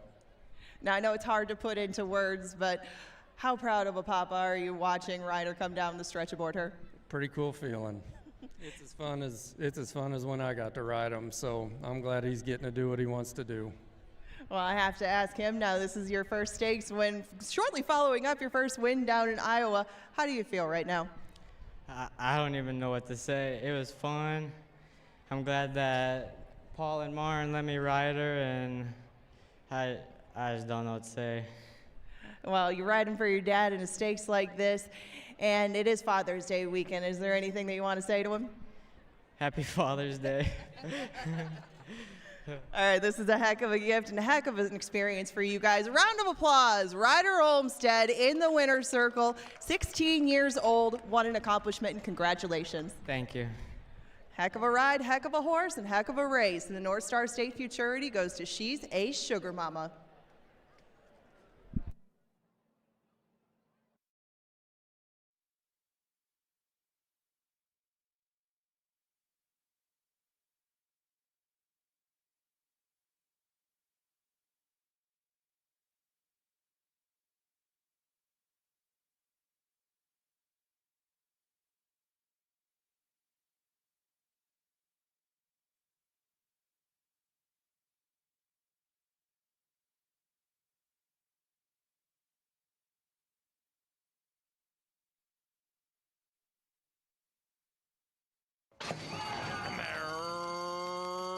Racing, and the favorite, She's a Sugar Mama, came out sweetly. So did Superona, to her inside. Outside of that is Dead Game Zoomy, but it's She's a Sugar Mama and Ryder Olmstead winning the North Star State Future.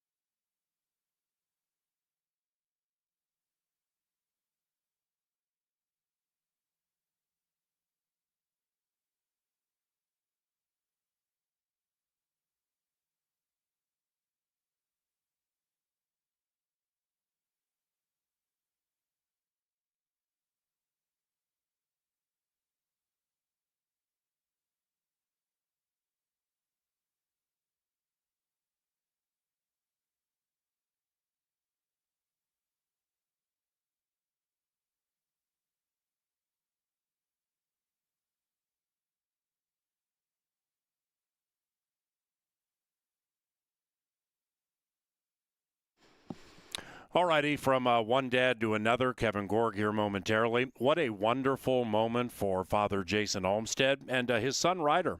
As Angela mentioned from the winner's circle, Ryder is 16 years of age. He has 2 victories, just won his first stakes race. Tries to go back-to-back here with number 8, Sophie, in the North Star State Derby. Let's handicap it with a fellow father on Father's Day week, KG. Yeah, thank you, PA. Being a fellow dad, special weekend ahead. I just can't imagine the pride that trainer Jason Olmstead must have right now to see his young kid who's been around the barn forever, right? It's always a family affair when you're in the game of horse racing. It's a lot of hard work. It's a lot of long days. There are no off days if you're a trainer. You're there 7 days a week, and have your son grow up on the backside of these racetracks and fall in love with the game and then get a chance to ride and come to Canterbury where they've been for many, many years.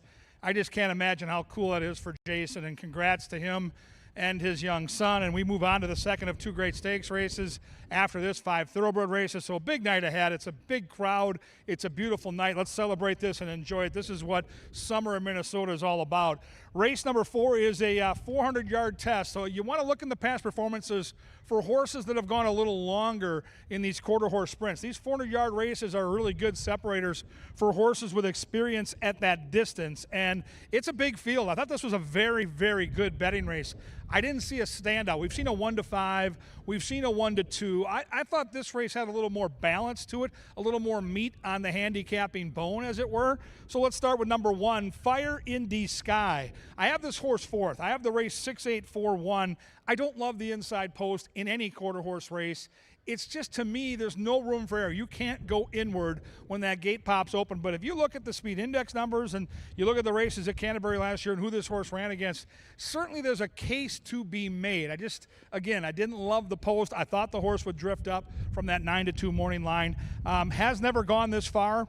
Did run at 350 yards here last year, but 400 is a whole different level and a whole different distance. Number 2 is Del Cartel, Gutierrez for Haley Hobbs. This horse has at least 1 start at the distance. It was 2 back. It was at Remington. And Remington, to me, on the quarter horse side, is kind of like we talk about Oaklawn Park when we handicap thoroughbred races. They do quarter horse racing there at a high level. So when you're handicapping and you see horses in from Remington, they have just faced better competition, flat out. And so off that, maybe Del Cartel, who hasn't shown a lot of really great recent form, moving to Minnesota might give this horse a chance to pop up at a decent price. Number 3 is a 3-year-old filly taking on the boys. It's Cyber Security. I mentioned Americano earlier. He's been red hot on the thoroughbred side here in the opening month of racing, but he rode some really nice quarter horses to victory at Turf Paradise this winter. This horse, 3rd time off the layoff, in from Remington, still a maiden in a stakes race. That's noteworthy, and you know that trainer Vic Hansen would love to get his 2nd win on the card. One of the nicest guys in the game is Vic Hansen. Number 4 is This Eagle Can Rock. Ramirez gets the call for Tyler Stein. Stakes dropper here that's been off since last year. This horse faced some really nice Minnesota-bred company. The race itself here today is another Minnesota-bred race, and this horse has proven that she can handle state-bred competition. And the only question I have is the layoff. So when the horses come out and parade around the paddock, we'll give that horse, the 4 horse, just a little extra look on the fitness side. But with quarter horse racing, I don't really worry about layoffs, especially when it's a Minnesota bred that comes right back and runs in a stakes race, because they've been pointing to races here when you have a Minnesota bred in the barn. Tyler Stein does a great job. He's the trainer and the owner. So I think the 4 is majorly live in this race. Jockey change to Rodriguez on the 5, Josie's Cartel. Haley Hobbs, the conditioner. 3 starts, has yet to break the maiden, so hasn't really been close yet, but has had excuses. Bumped, then a slow start, and then roughed up. So we really don't know who this guy is yet. What we do know is Haley Hobbs is a terrific trainer, and if this horse gets a clean trip, even though the price is going to be obnoxiously big, I'm going to tell you, there's a case to be made, because a clean trip probably gives this horse a chance to contend. I'm on the 6 here. I'm on Spicy Cartel for my main man, Jason Olmstead. He's simply Like Mac Robertson on the thoroughbred side, just the best we've ever seen with quarter horses. This guy's unbelievable. He's consistently good. He wins all over the country. It isn't just at Canterbury. We've been watching him lately down at Prairie Meadows dominate. The guy's amazing at his craft. Second off the layoff. Look at this horse last time out. Facing Open Company at Remington, sent to post at 35-1, and the horse was in a photo for the win. Finished third in that race, but the 6 ran a great race last time. If she can duplicate that, I think she gets her picture taken here tonight. Number 7 is Little White Dove, and Little White Dove's another horse trained by Haley Hobbs. Third time off the bench, still a maiden, also has had some trouble in those first couple starts. And the good-looking gray on the outside, ridden by the kid. We'll see if the youngster can go back-to-back for dad. He's got a gorgeous-looking horse.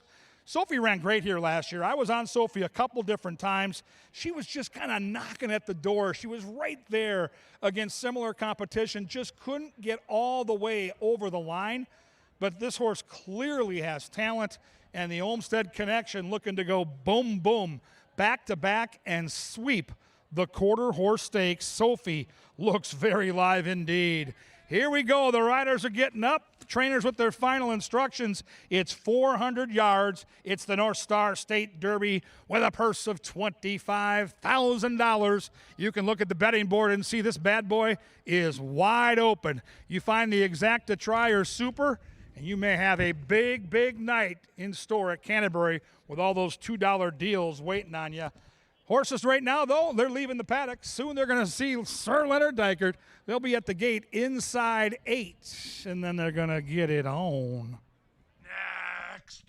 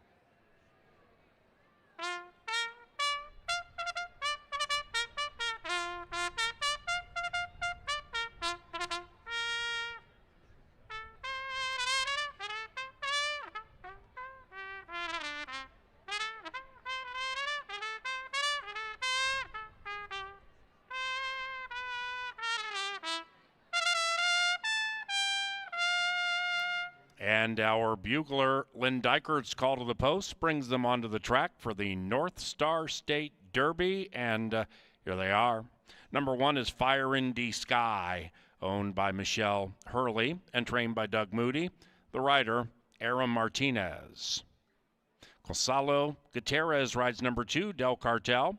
The owner, Cesar Albino Martinez. And the trainer, Haley Hobbs. Number 3 is Randy Mueller's Cyber Security, ridden by Manny Americano and trained by Vic Hansen.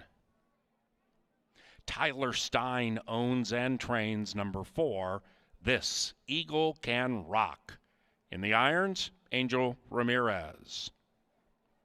And Moro Rodriguez is astride number 5. Is ridden by Armando Alvarez.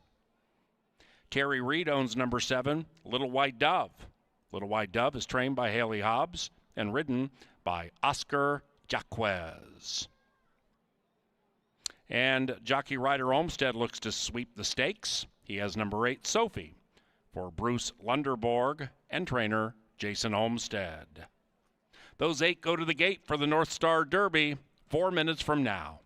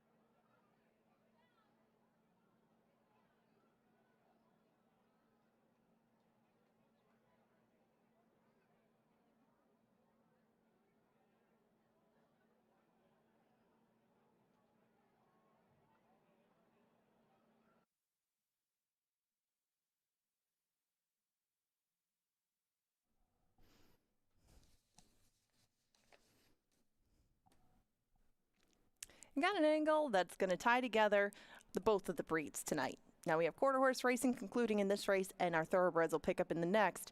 But I liked a quarter horse in here. And right now, unfortunately, she's your 9-5 favorite. That's the 6, Spicy Cartel. Now she's going to be my single in this pick 3 that I put out before the races. We got a couple of options in the next leg, and then we'll single in on Queen Atlas in race number 6 to try to take them wire to wire. But back to Spicy Cartel. This is her. These are her running lines, and that is her maiden win. That's what I'm looking to go back to. She won pretty clear that day, and she did beat a couple that are in here as well. So let's take a look back at that, shall we? She was the 4. Now, she has a couple of horses in here that are also entered in the Derby. This Eagle Can Rock towards the outside, and more importantly, Sophie on the inside, who I thought would take a lot of money. Spicy Cartel doesn't get out to the cleanest of breaks, but as you can see at the end of things, she's really gaining some strength and pulling away from the rest of these. I think 400 yards might be right up her alley, and if she can do that sort of thing, she's going to come home victorious once again in the Derby.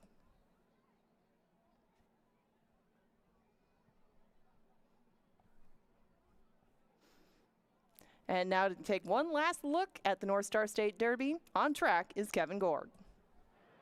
Yeah, thank you, Angela. We've seen some heavy favorites so far early in the quarter horse card, but I thought this race was a real puzzler. Combined in this Minnesota Bred Stakes race, we have 3 total victories. We have very little experience at 400 yards. So my biggest assessment as I went out of the paddock and watched the horses warm up here is don't be afraid of the long shots here. This is a race where there's not a lot of proven form, and my top pick in here is the 6, who's been good but not great. Sophie, one of the favorites on the outside, has been good but can't get over the hump. There is the potential, at least, for some of the goofballs to get in there. And here's a horse that I think could sneak in at a price. Watching that 4-horse warm-up, I like what I saw in the paddock. I think this horse looks sharp out there. But this is the race of the first 4, of the quarter horse races, where you could go to the window, and if you're going to bet a trifecta or superfecta, you could mix in some of the long shots here and feel comfortable that there are no heavy hitters here that you're afraid of. And I think the prices will bear that out. I think there's a real potential here for an upset. Not a lot of proven form, which makes it fun. But you've got inside a minute right now. Horses behaving nicely as they warm up. There's a good look at Sophie. Can the kid go back-to-back? I'm getting ready to meet the winning connections in the winner's circle after. Paul Allen's getting ready to paint the picture. The second of 2 great stakes races coming your way next. And they'll be to the gate about a minute from now. If you're looking for Father's Day plans, we're giving away Lazy Boy recliners following each race Sunday. That's courtesy of Furniture Mart. And we also have food trucks. We begin Family Day and Father's Day Family Day Sunday at 1 o'clock.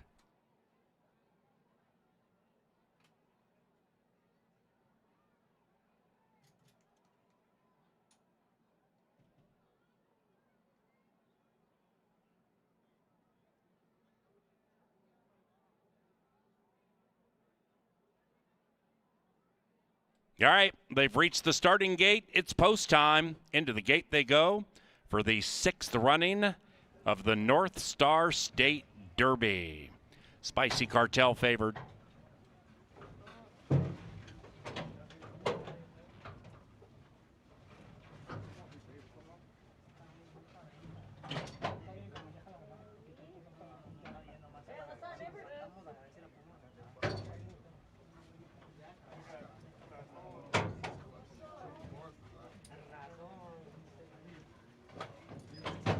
Fire in D. Sky in. Del Cartel, Cybersecurity in. Josie's Cartel and Spicy Cartel. Now, this Eagle Can Rock.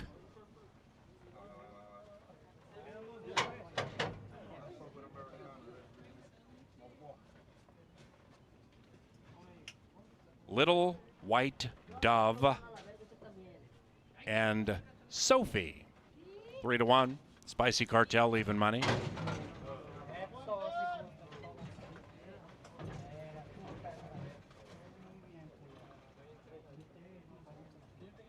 Sophie last in. 8 in the gate for the North Star State Derby. They're racing. Sophie leapt to her back feet shortly after the start. So terrible start for Little White Dove.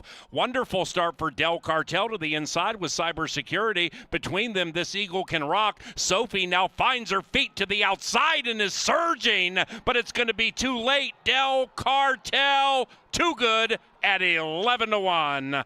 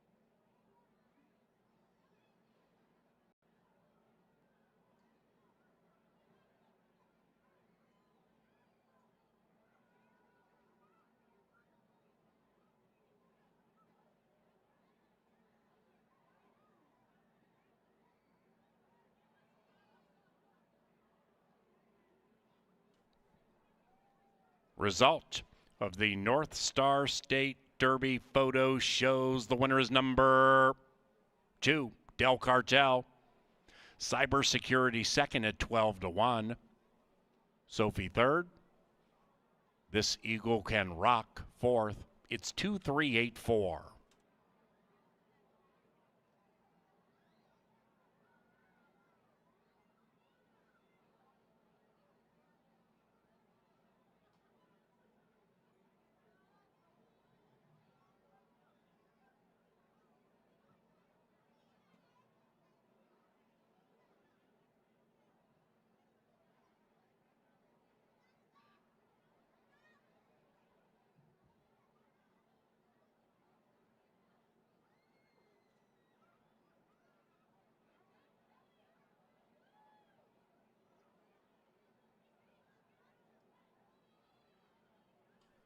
And the fourth race is official.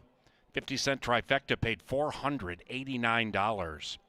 The 10-cent superfecta 2384, $625. Quarter horse stakes double 3-2, $42.60. And the pick 3 on races 2, 3, and 4, $94.10. The first pick 4 today paid $73.90. Race number 5 begins the thoroughbred part of the equation. And we have a pick 5 on the final 5 live races. It's only 50 cents. The turf course is listed as good. And the rail is 30 feet out.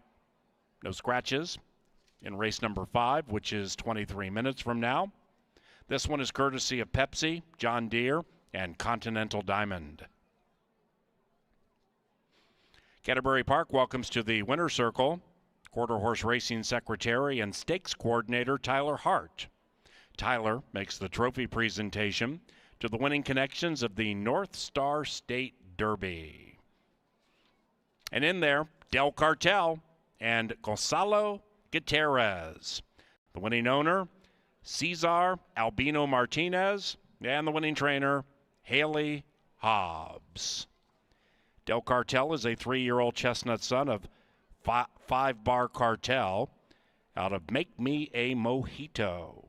Bred in Minnesota by the winning owner.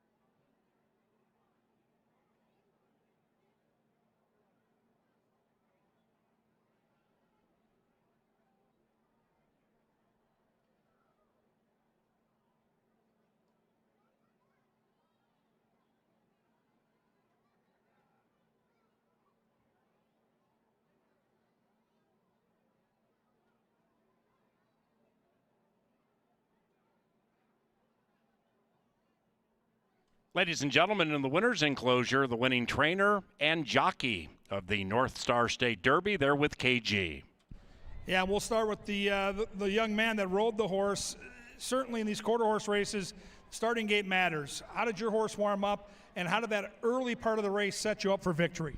Well, he warmed up pretty good. He was pretty calm in the gate. My header, he did a great job.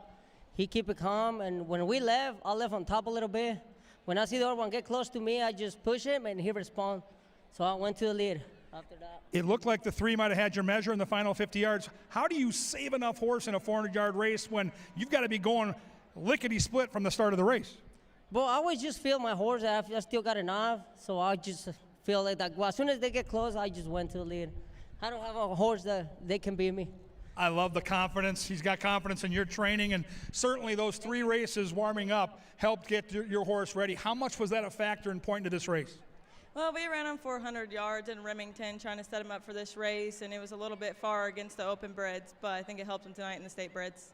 How much fun is it to have Minnesota breds in your barn that you can point to this racetrack every summer? We saw this horse as a 2-year-old show talent last year. Had to give you confidence coming back to point to a race like this.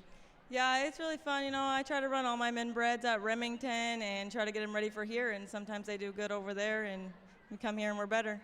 Haley, I love watching you win races. Congrats on that. Del Cartel, too good today in the second of 2 great quarter horse stakes races.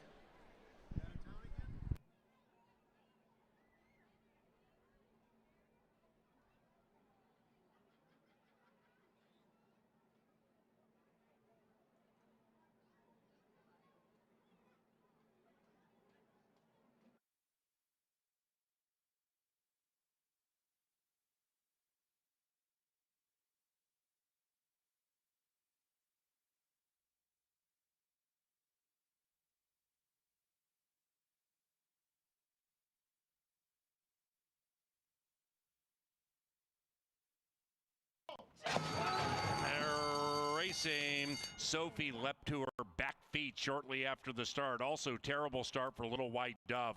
Wonderful start for Del Cartel to the inside with cybersecurity. Between them, this eagle can rock. Sophie now finds her feet to the outside and is surging, but it's going to be too late. Del Cartel, too good at 11-1.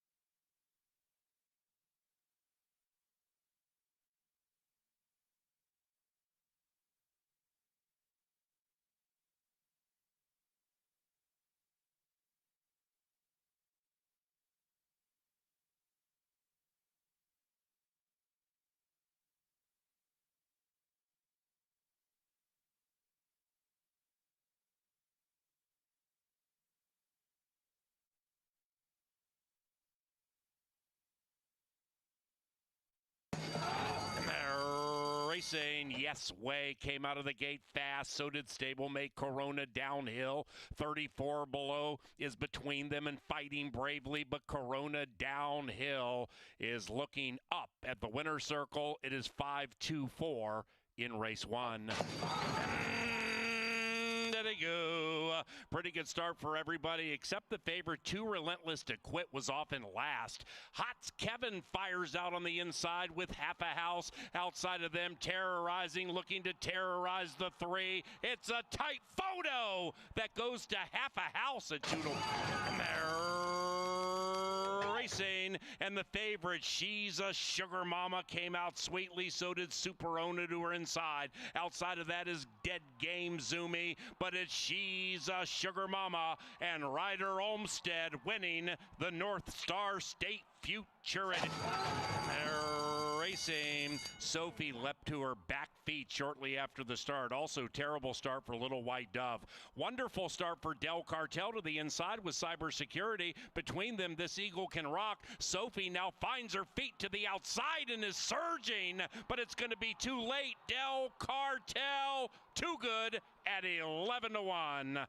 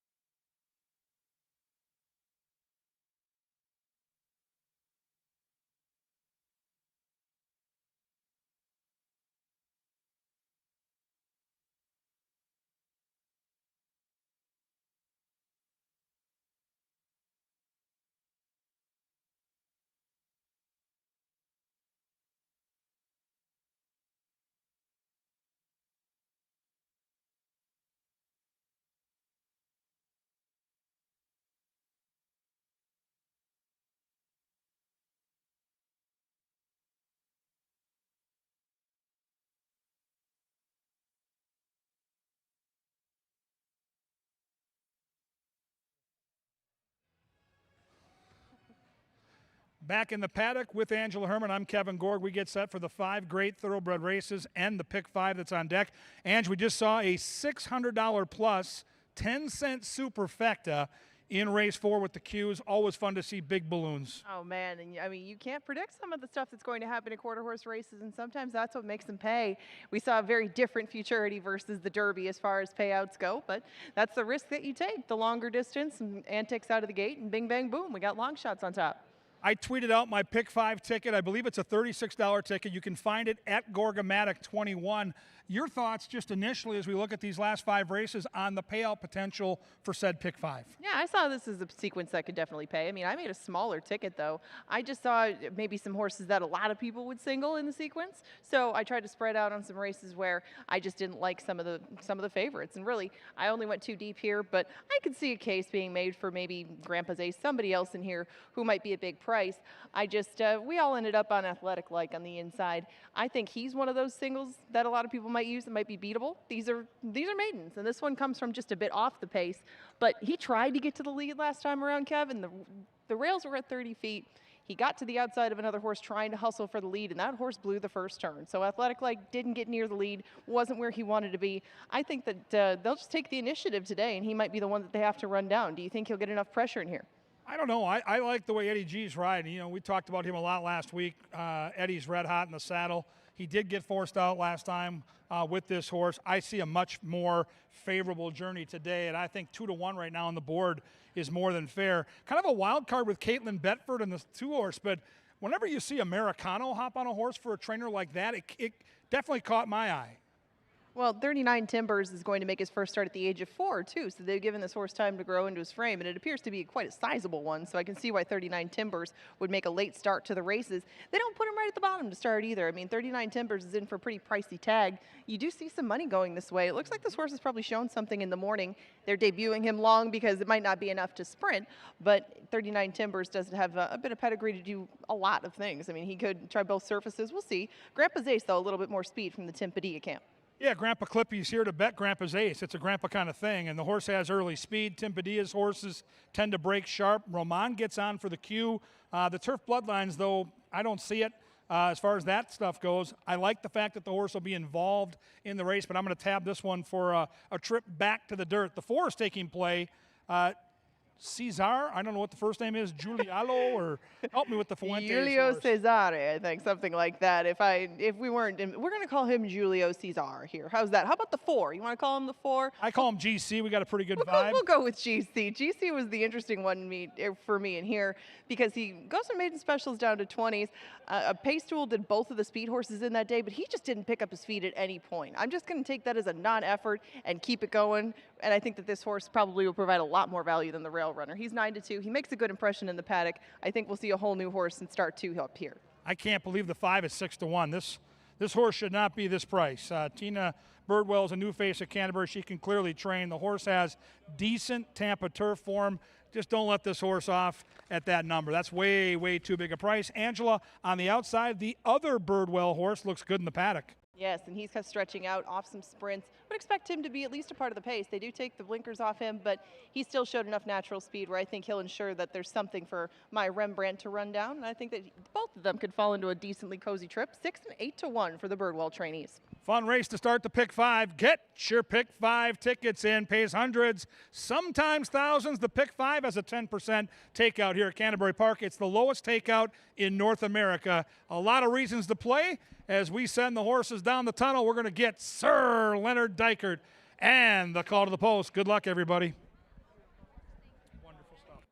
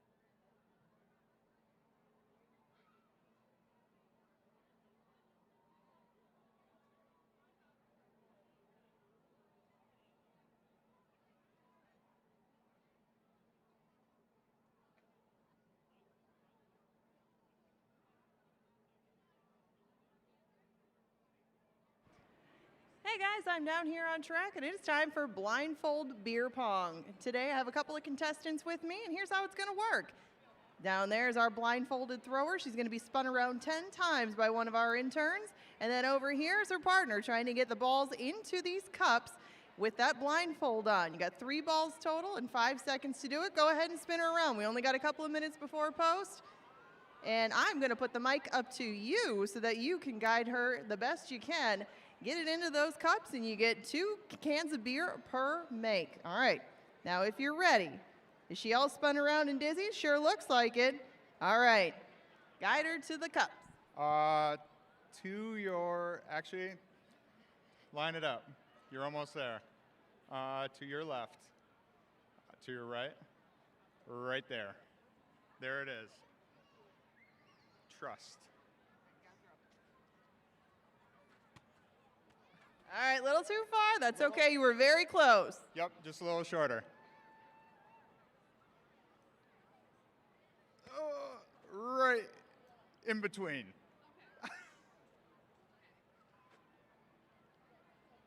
Whoop. Yes, sir. There you go. The third one's the charm. Well done, you two. Got a couple of cans of beer. And thank you for playing. You know, if you want to get a couple of those 2 Bug Buds, we got the Bud Light Party Pit up on the 2nd floor. Join them. Grab a bud, have some fun. You can do it all for $2. But you got to get those beers and those bets in 1 minute because race 5 is taking off shortly.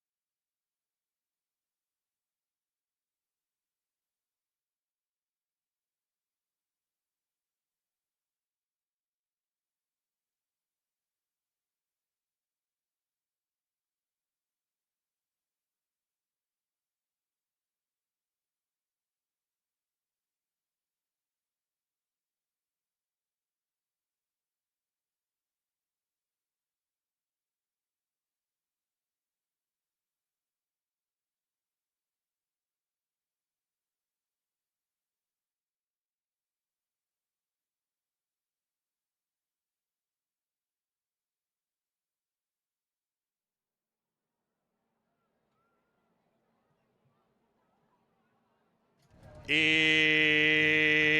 race time. Into the gate for race number 5, beginning the Canterbury Park Pick 5, our first thoroughbred race tonight. And Athletic Like, 4 to 5 in favor.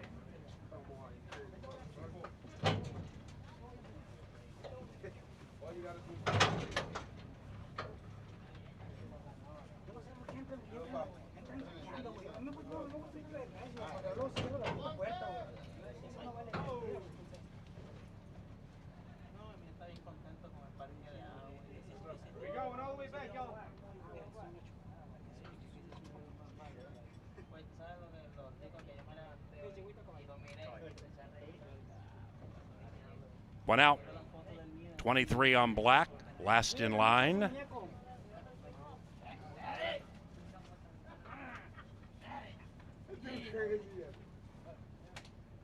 Come on, Smiley Horse. Quick cut up. In turf time. Yeah. Oh! Racing. Swift beginnings for most, including the long shot 23 on Black at 22-1. Grandpa's Ace comes zipping through the inside, and Grandpa's Ace at 15-1 grabs the lead around the turn for the first time. Grandpa's Ace puts the pedal to the metal and opens up 2.5 on 23 on Black. After that, Athletic Light 5 lengths from it to the inside of Julio Cesar. That one's about 7 lengths from the lead and about 1.5 clear from My Rembrandt. Then the one in last is the Firster 39 Timeline. As they head up the Canterbury Park barn side, they are chasing Grandpa. Grandpa's Ace continues to show the way at a fat price. Grandpa's Ace leads it by 1.5 lengths, now ridden by Roman. Constantino Roman requesting more from that leading 3, and the lead still is by more than 1. After that, 23 on Black. Outside of that, Julio Cesar is making a move into second and taking aim at Grandpa's Ace. Then we come back about 2.5 to My Rembrandt, looking to sneak through to the inside. Now angles to the outside of 23 on Black. Athletic Likes going the wrong way and is wide. And Grandpa still leads. Grandpa's Ace trying to be numero uno in race 5. It's Grandpa's Ace with a tenuous lead. Outside, My Rembrandt looking to paint a perfect picture. That one's to the outside of Julio Cesar. They're into the final football field. My Rembrandt 3.5-1. This one is home and cooled out.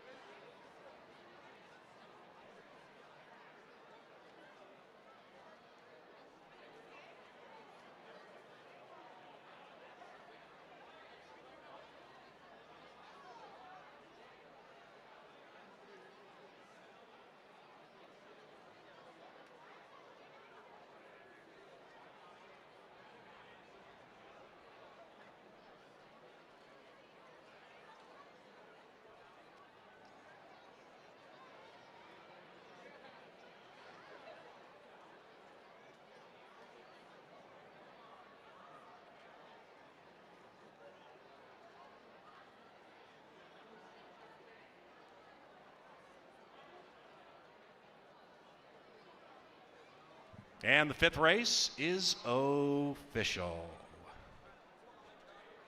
5-4-1-6. Race number 6 on a fast main track. No scratches. Post time 23 minutes from now.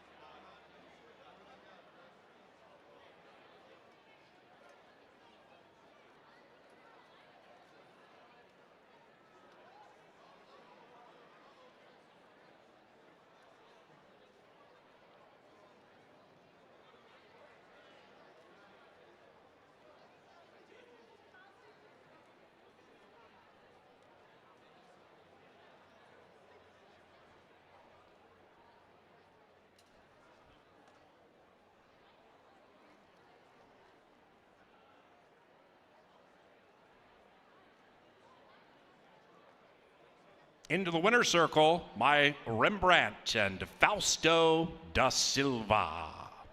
The winning owner, Joe Schumer, and the winning trainer, Tina Birdwell.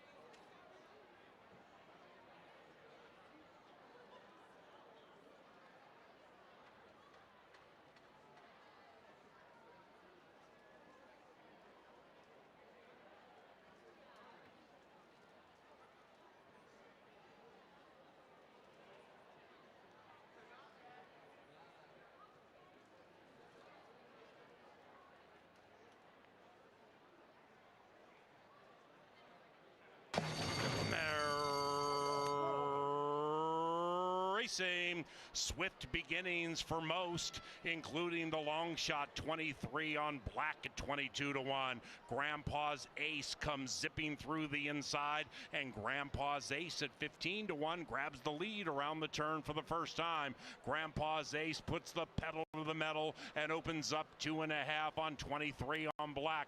After that, Athletic Light 5 lengths from it to the inside of Julio Cesar. That one's about 7 lengths from the lead and about 1.5 clear from my Rembrandt. Then the one in last is the Firster 39 timeline. As they head up the Canterbury Park barn side, they are chasing Grandpa. Grandpa's Ace continues to show the way at a fat price. Grandpa's Ace leads it by 1.5 lengths, now ridden by Roman. Constantino Roman requesting more from that leading 3, and the lead still is by more than 1. After that, 23 on black. Outside of that, Julio Cesar is making a move into second and taking aim at Grandpa's Ace. Then we come back about 2.5 to my Rembrandt, looking to sneak through to the inside. Now angles to the outside of 23 on black. Athletic Likes going the wrong way and is wide. And Grandpa still leads. Grandpa's Ace trying to be numero uno in race 5. It's Grandpa's Ace with a tenuous lead. Outside, my Rembrandt looking to paint a perfect picture. That one's to the outside of Julio Cesar. They're into the final football field. My Rembrandt 3.5 to 1. This one is home and cooled out.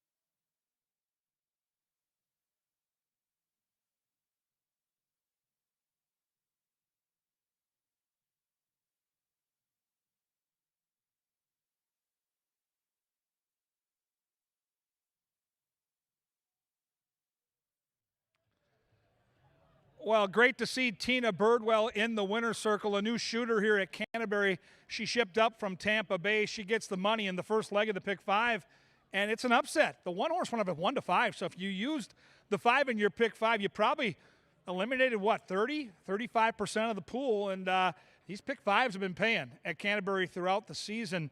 Let's see if we can stay hot here with this 4-horse race. I'll be in the winner's circle right after the paddock preview for the lottery clip. No kip, though, just a lottery clip. Kip-free tonight. Just a 4-pack here. This is my top pick in the race, Queen Atlas. I thought she'd be one of the 2 most fancied horses. And you know what? I think Tina Birdwell can go back-to-back. It's a horse that I believe came in from Tampa, legged up and ready to go. Last time out at a 7.5 furlong distance on the turf, showed speed. And that second quarter mile was really fast. If Tina was watching that race, she probably loved that she had the lead, but she probably didn't love that the second quarter mile was quicker than the opening quarter mile. I think at 7 furlongs, maybe you can slow things down a little bit here, and we'll see if De Silva can steal away into the night. Speed has been very good at this distance. Ooh, look at the big bunny rabbit in the paddock. Number 2, Merlin's sister, the old gray mare. She's 8 years old, career start number 40. Paris in the saddle off the long layoff. She's looking good down here in the paddock. Number 3 is Chasing Shadows. Paul Allen loves this horse. Kelsey Haar gets the call, so he's going to have Mouse on this horse with him, pack a lunch. Bruce Reekin, the conditioner, one of our good friends in the press box. Horse ran a sneaky good 4th last time. Jostled into the first turn. Turf to dirt is the handicapping angle. And this horse has done great things on the dirt. 6 of her 7 career wins on the dirt. Chasing Shadows looks like a live player here at 5-2. I thought the 4 would go favored. That's the morning line favorite, at least, set by a professional. Americano rides, Mac Robertson trains. So you're getting the blue bloods in terms of winning races at this track. Americano this year, Mac Robertson all-time, maybe the best trainer ever. 2 starts on the Canterbury main track, 2 wins, and Jeff Madey's favorite handicapping angle, the old ship and dip. Last seen at Oaklawn Park facing $12,000 claimers. All of a sudden shows up here in for 4. Interesting indeed. Vikings colors, purple silks, gold sleeves. Skull, baby, into the winner's circle. We'll see if they can get it done. Really fun race. Leg 2 of the pick 5. Mouse down here frothing at the mouth. He can't wait to get to those betting windows. So can I. I'm pumped up. It's race number 6. It's 7 furlongs. It's coming up, and it's coming at you next.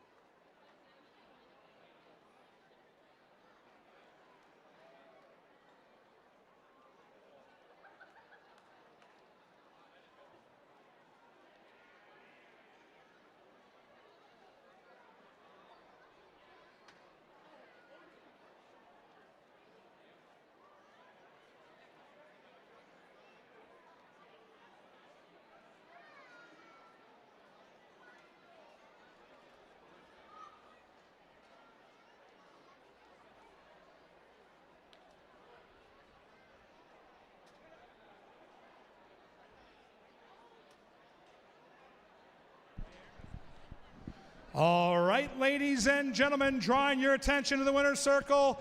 These are the beautiful people, the lucky winners from the Minnesota State Lottery.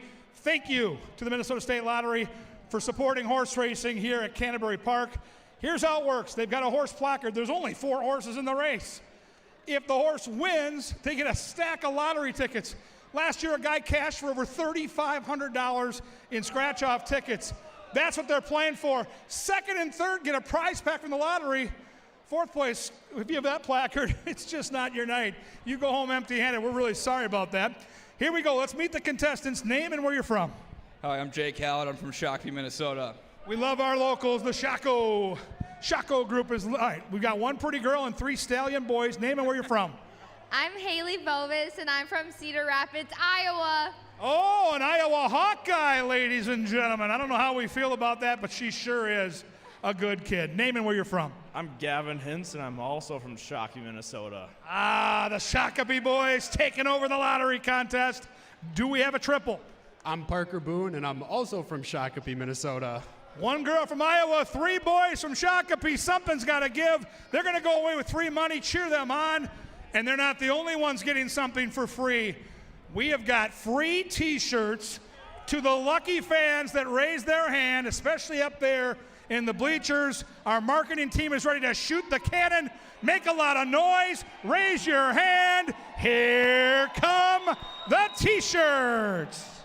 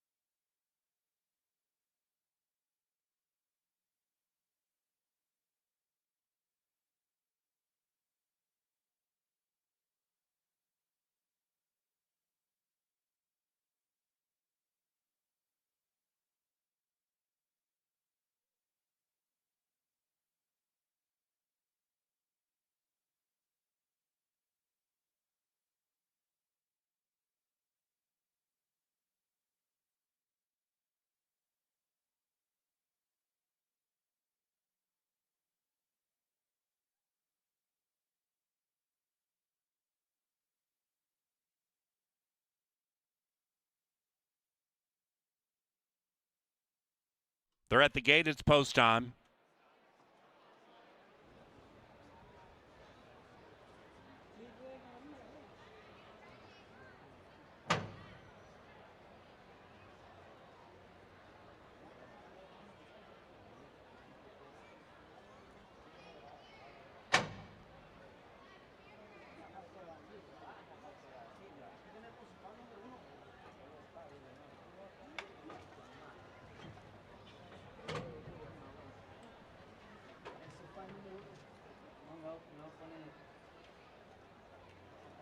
Queen Atlas, Merlin's sister, the white mare, Chasing Shadows, and Make Me Believe.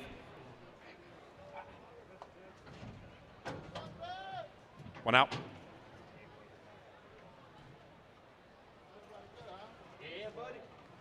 Four going 7 in race 6.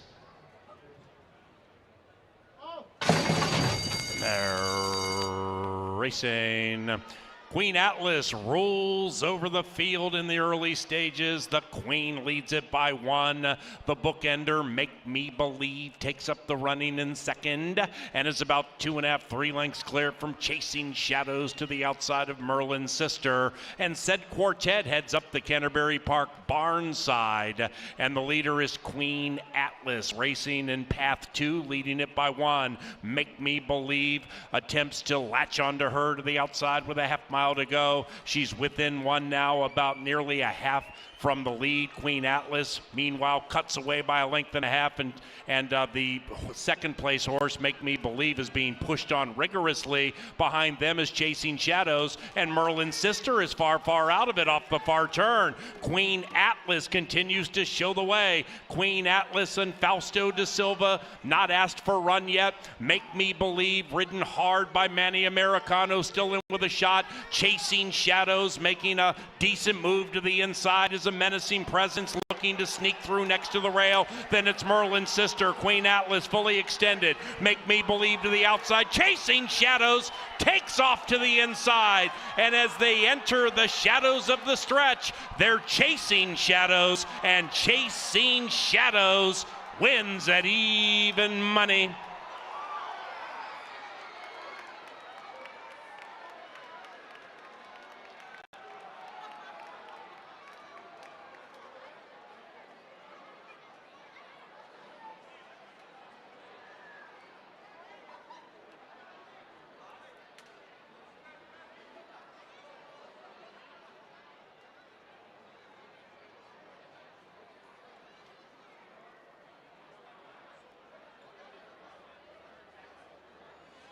Number 3, Chasing Shadows, ran first. 3, 1, 4, 2.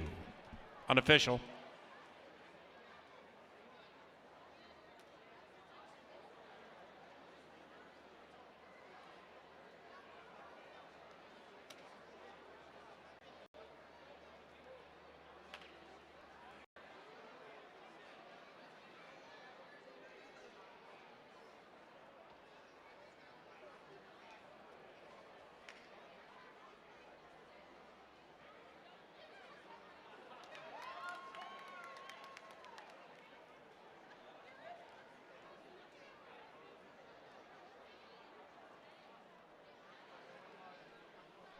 There was a claim in race 6. It's official. Winning a 3-way shake for number 1, Queen Atlas, Jose Silva Jr., owner-trainer. 3 went in for number 1, Queen Atlas. And Jose Silva Jr. claims her for $4,000 and also his owner.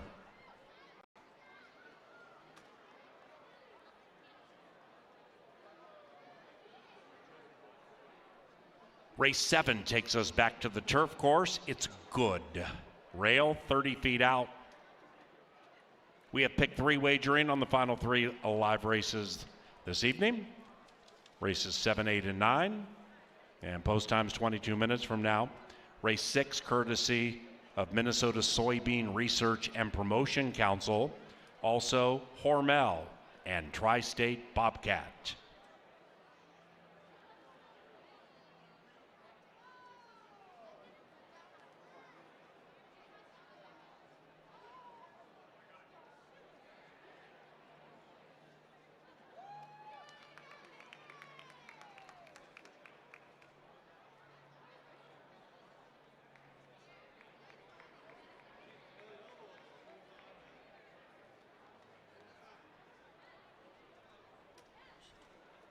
Up to the winner's enclosure, Chasing Shadows and Kelsey Haar.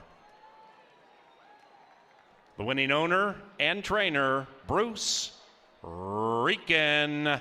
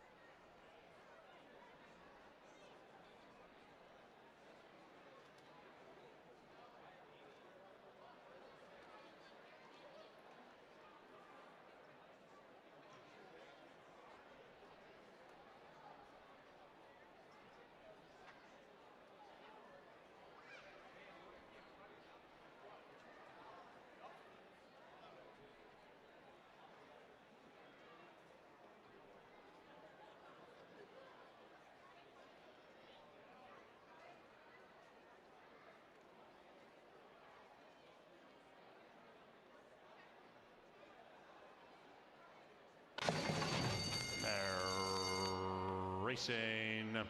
Queen Atlas rolls over the field in the early stages. The Queen leads it by 1. The bookender, Make Me Believe, takes up the running in second and is about 2.5, 3 lengths clear from Chasing Shadows to the outside of Merlin's Sister. And Said Quartet heads up the Canterbury Park barn side. And the leader is Queen Atlas, racing in path 2, leading it by 1. Make Me Believe attempts to latch onto her to the outside with a half mile to go. She's within 1 now, about nearly a half from the lead. Queen Atlas, meanwhile, cuts away by a length and a half, and the second place horse, Make Me Believe, is being pushed on rigorously. Behind them is Chasing Shadows, and Merlin's Sister is far out of it off the far turn. Queen Atlas continues to show the way. Queen Atlas and Fausto da Silva not asked for run yet. Make Me Believe, ridden hard by Manny Americano, still in with a shot. Chasing Shadows making a decent move to the inside as a menacing presence, looking to sneak through next to the rail. Then it's Merlin's Sister, Queen Atlas fully extended. Make Me Believe to the outside. Chasing Shadows takes off to the inside. And as they enter the shadows of the stretch, they're Chasing Shadows, and Chasing Shadows wins at even money.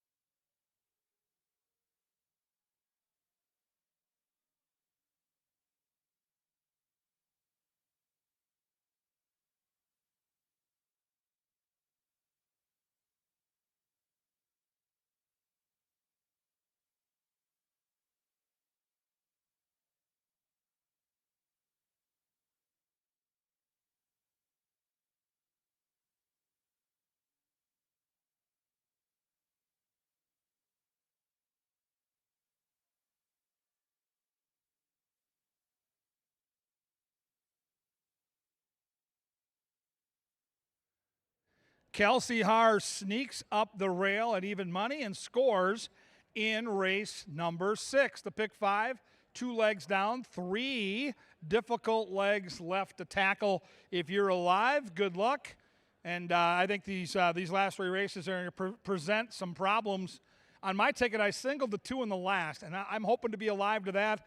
I've got the 2, the 4, and the 5 here. I feel pretty comfortable in this race because the 2 horse was my power play. And I do think Dutton Street Girl is going to be tough, but I think the 4 or 5 both look like decent options to get a better price in the pick 5. But number 1's a fun horse. Her name is Everything Bugs Me. And so far, she's been knocking at the door against similar competition. Last time out, she was right in the race, 3rd, turning for home against Big Pop. Now, that was at 5 furlongs. I actually think she might be a little better off at a longer distance like this. So stretching back out to 7.5 furlongs, she has a nice touch of early foot, so she can put herself into the race, be in good position, and we'll see if Jermaine Bridgman, who's well known as one of the better turf riders here at Canterbury, can get the job done. I mentioned Dutton Street Girl. She's done nothing wrong. She's won 3 straight races. Americano, her jockey, has been so impressive here at Canterbury in the first month of racing. He came in from Arizona just like the horse. And, man, last time out, she really had a tough start in the race. She hopped at the starting gate, spotted the field a couple lengths, and still had something left in the stretch. Now, I don't love the price right now at 4 to 5. I think she's going to be very, very tough to beat. Number 3 is Sahara Cara. De Silva gets the call for Ty Garrett. It's a Tampa shipper. And I'm going to tell you, I've been doing this for over 2 decades at Canterbury. When horses ship in from Tampa Bay Downs on our turf course, they tend to be very, very well meant. And I went back and watched this horse's race last time out. It was way back early May, Derby weekend, and she won by nearly 5 lengths as a 4-1 contender. If she can duplicate that effort, the 3 could be very interesting indeed. She makes a nice impression here in the paddock, and she's a 9-1 price up on the board. I thought the 4 was the biggest threat to my Dutton Street Girl tout. Rebel Gale's got a bunch of speed. Her trainer, Chip Woolley, won the Kentucky Derby. Her jockey, Alonso Quinones, has been winning races out here for a very long time. She has the best early foot. She's likely going to be out there winging it. And if the Q can settle her down and let her kind of dictate terms, she could be tough to catch. And guess what? She's 6-1. Number 5 is True Myth, Constantino Roman for Timmy Padilla. This horse was in a big race last time in Tampa Bay Downs, came charging from way at the back of the pack to miss by a half a length, was sent off at 37-1 and lost by a half length. If you like betting horses like Golden Tempo that don't have any early speed but come flying late, then you're going to love True Myth, who figures to be a late danger indeed. Number 6 is Kentucky Starlet. Raquelme gets the call for Brucey Rican. Last time out on the main track, ran a bang-up race. Lost a photo at 11-1. The question mark for me was the surface. That was on the dirt. Now we're on the turf. And I always cheer for Brucey Rican, and the horse is in good form.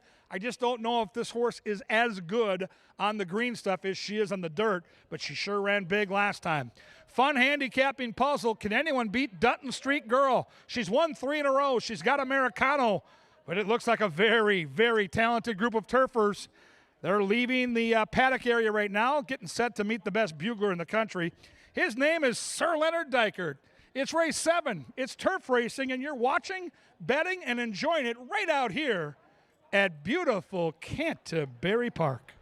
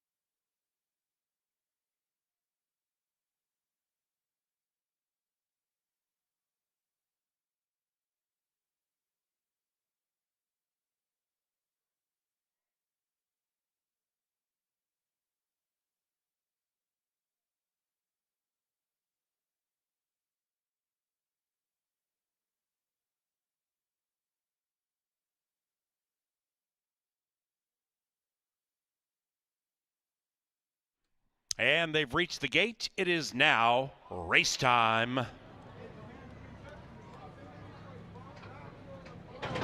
Moving in. Everything bugs me.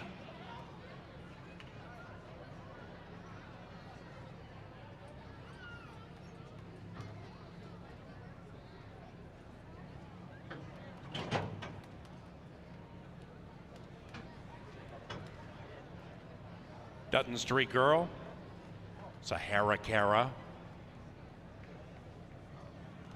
Rebel Gal after Cara,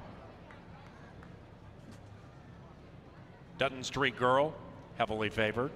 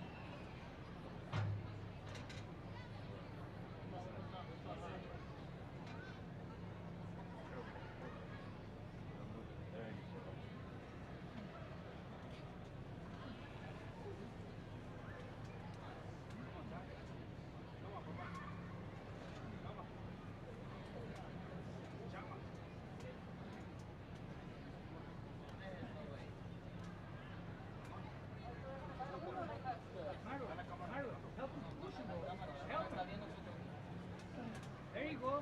Hey, help him. There you go. We close? No. Let me know. Yeah, we're close. You got it, Bobby.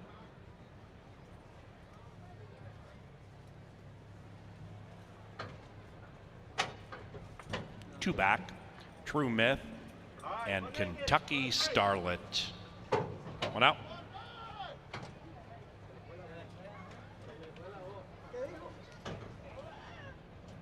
All righty now. And they're racing. Rebel Gal out fast from that 4-spot at 4.5 to 1, joined by Sahara Cara, and 3 and 4 race away from the rest by 2, and the narrow lead goes to Rebel Gal around the turn. Right behind them is True Myth. That one's 2.5, 3 lengths from the lead to the outside of the favored Dutton Street Girl, 5 out of it, and 1.5 clear from Everything Bugs Me. Kentucky Starlet can see them all, and as they negotiate the Canterbury Park backstretch, it is Rebel Gal getting loose on the lead. Rebel Gal by 2. In second, Sahara Cara, joined by True Myth to the outside. Dutton Street Girl pinned to the inside, 5 lengths out of it, and to the inside of Everything Bugs Me. And those 5 are separated by 4.5, and the one in last is Kentucky Starlet, 9 lengths rearmost. They're off the far turn. Rebel Gal in the queue trying to sail wire to wire. Rebel Gal still clear. In second, True Myth by an inch to the outside of Sahara Cara. Everything Bugs Me is next. Dutton Street Girl is now 9 lengths out of it and shoved on very, very hard. The favorite is languishing. Rebel Gal continues to show the way. Outside, Sahara Cara. Now between runners, Everything Bugs Me looking to gamely split them. Everything Bugs Me has nothing about which to complain tonight. Number 1 is number 1 in race 7. It's Everything Bugs Me.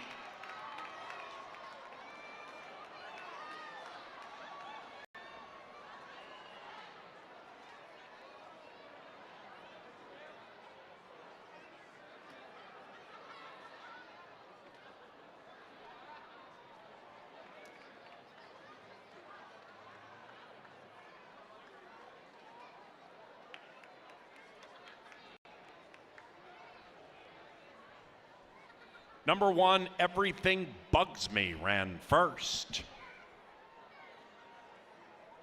1, 3, 4, 5 unofficially.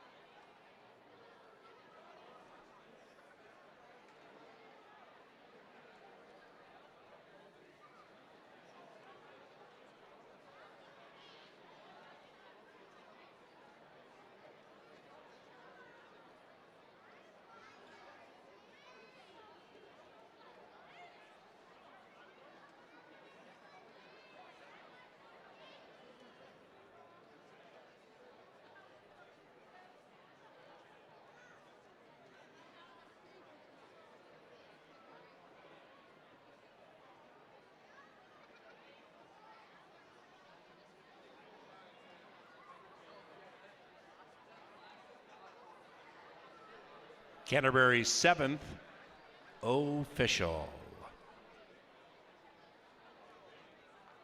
Exacta $16.60, trifecta $24.70, superfecta $17 and a penny. The 8th race is the Thursday penultimate. Turf course good, rail 30 feet out. Double wagering on races 8 and 9 about 22 minutes from now.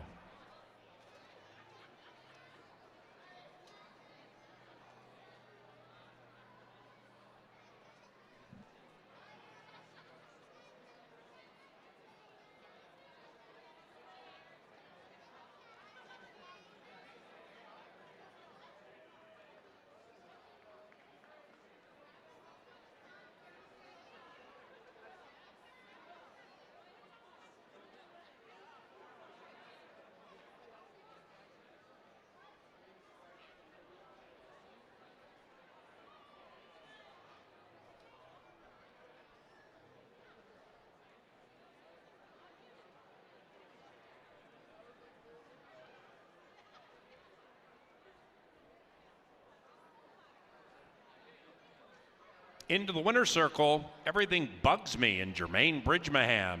The winning owner, John Mentz, and the winning trainer, Mac Robertson.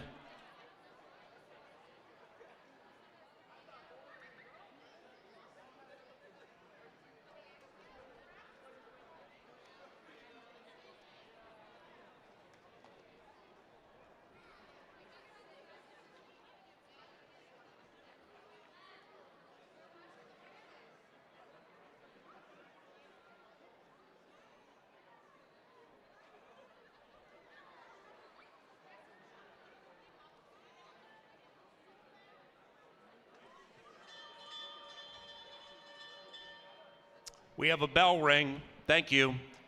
That means at least $100 to the Canterbury Park Chaplaincy Backside Foundation. Also doubled thanks to an anonymous donor.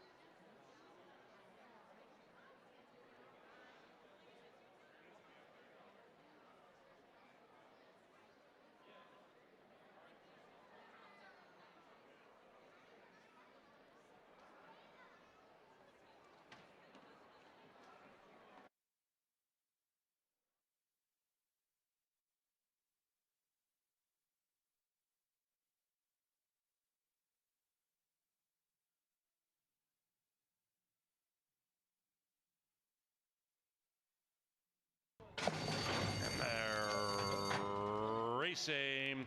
Rebel Gal out fast from that 4-spotted 4.5 to 1, joined by Sahara Cara, and 3 and 4 race away from the rest by 2, and the narrow lead goes to Rebel Gal around the turn. Right behind them is True Myth. That one's 2.5, 3 lengths from the lead to the outside of the favored Dutton Street Girl, 5 out of it, and 1.5 clear from Everything Bugs Me. Kentucky Starlet can see them all, and as they negotiate the Canterbury Park backstretch, it is Rebel Gal getting loose on the lead. Rebel Gal by 2. In second, Sahara Cara, joined by True Myth to the outside. Dutton Street Girl pinned to the inside, 5 lengths out of it, and to the inside of Everything Bugs Me. And those 5 are separated by 4.5, and the one in last is Kentucky Starlet, 9 lengths rearmost. They're off the far turn. Rebel Gal in the queue trying to sale, wire to wire. Rebel Gal still clear. In second, True Myth by an inch to the outside of Sahara Cara. Everything Bugs Me is next. Dutton Street Girl is now 9 lengths out of it and shoved on very, very hard. The favorite is languishing. Rebel Gal continues to show the way. Outside, Sahara Cara. Now between runners, Everything Bugs Me looking to gamely split them. Everything Bugs Me has nothing about which to complain tonight. Number 1 is number 1 in race 7. It's Everything Bugs Me.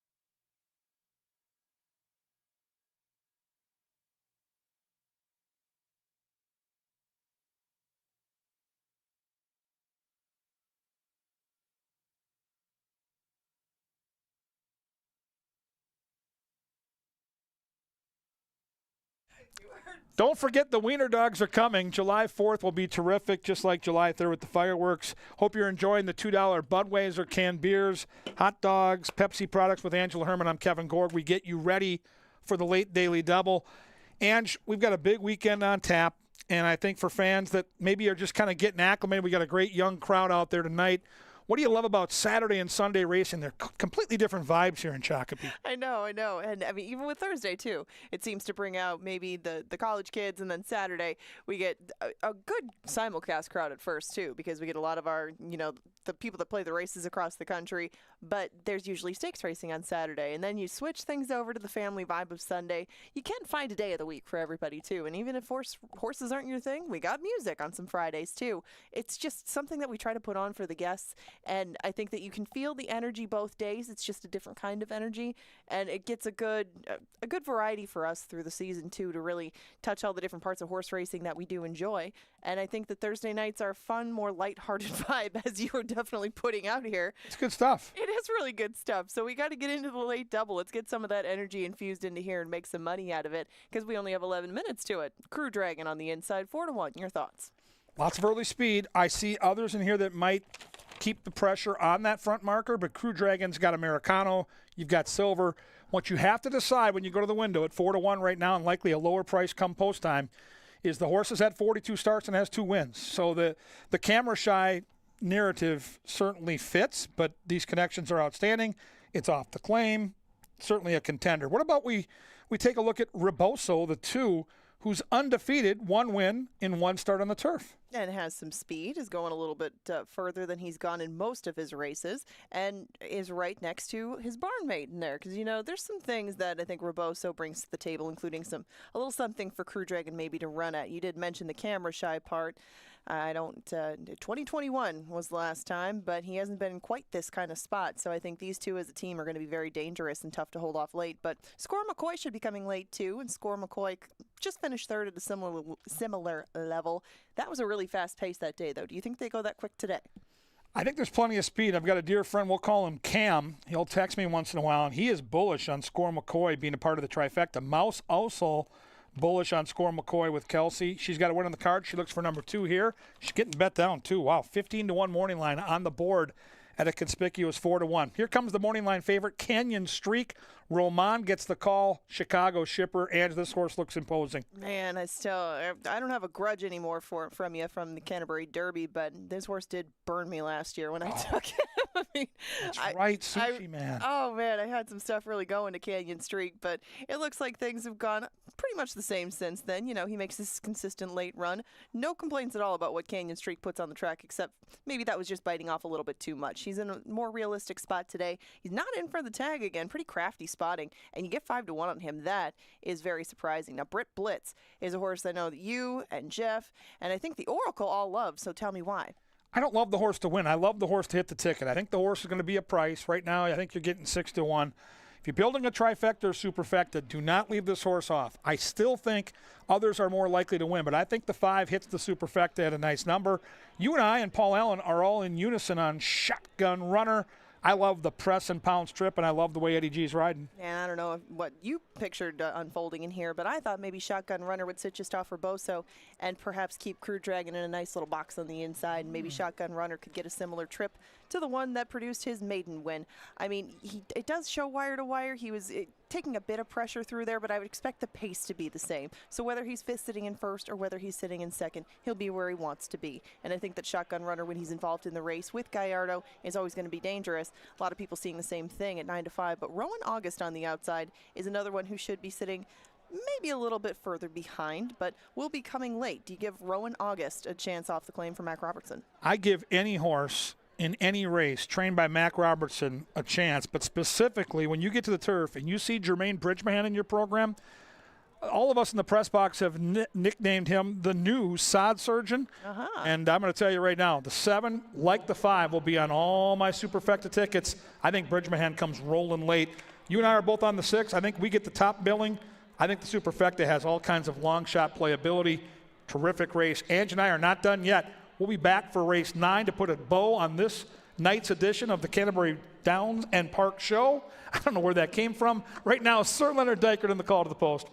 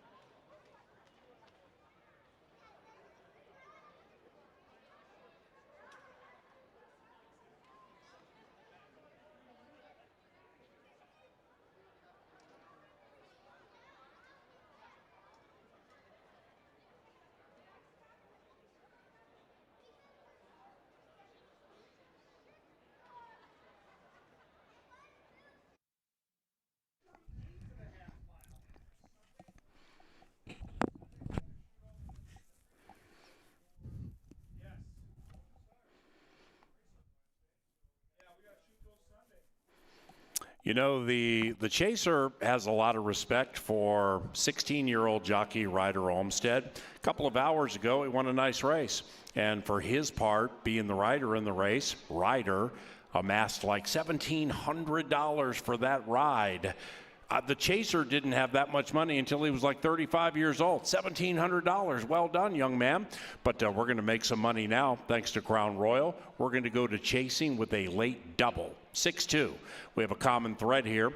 Both are ridden by jockey Eduardo Gallardo. He doesn't have a victory tonight. He had 8 last week. It's time for Eddie G to go boom, boom with a 6-2. Just for you.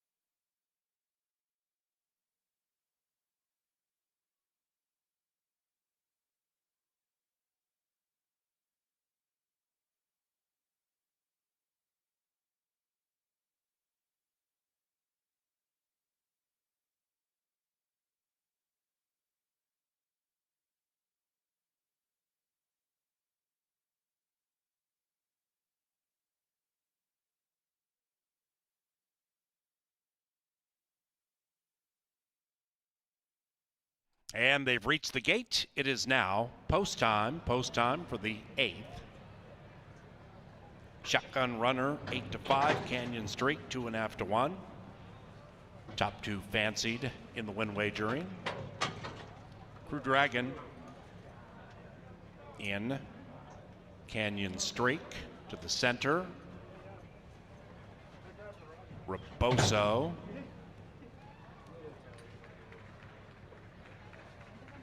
Brit Blitz.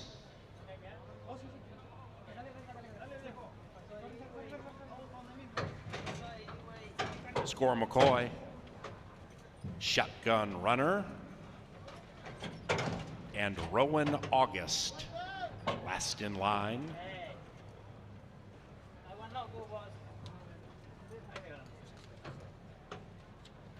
Final turf race today. There they are.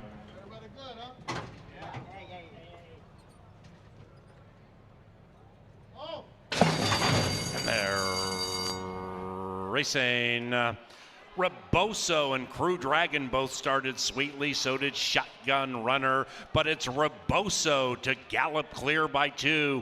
Reboso leads it into the first turn, and Crew Dragon tries to creep up to the inside and was in tightly. Right behind them, Canyon Streak, about 2.5, 3 lengths out of it to the inside of Rowan August. After that, 2, 3 back to Brit Blitz, and the one in last is Score McCoy. 12 lengths from front to back as they head up the Canterbury Park Barnside. Reboso with wire to wire on his mind. Reboso from Shotgun Runner to the outside and Crew Dragon to the inside.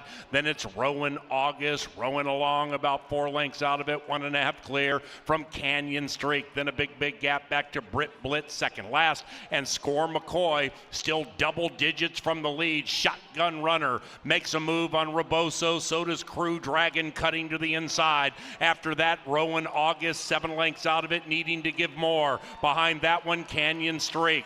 Brit Blitz 9 out of it. Score McCoy way out of it. Now they come to the top of the stretch. Reboso's all done. Shotgun Runner trying to run by Crew Dragon, who's pesky. Outside, Reboso attempting to re-engage. Farther out is Canyon Streak. Then on the inside, Rowan August, Shotgun Runner. Crew Dragon fights back diligently. Here comes Canyon Streak. There goes Canyon Streak. Right to the winner's circle with a burst.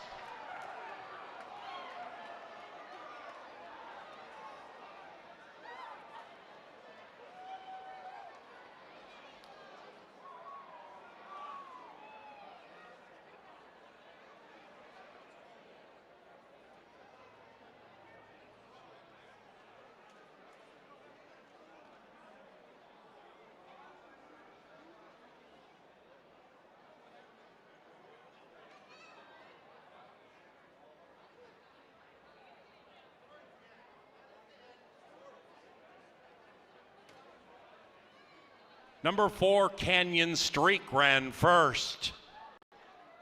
A photo for the rest. Hold all tickets.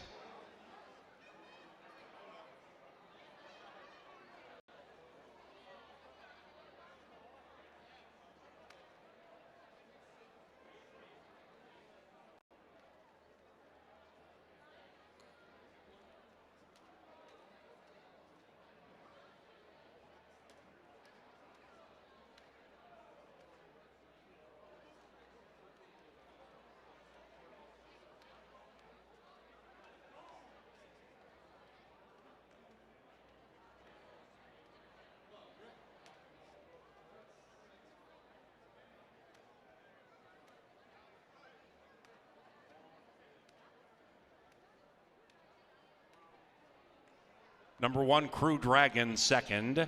6, Shotgun Runner third. 5, Brit Blitz fourth. 4, 1, 6, 5.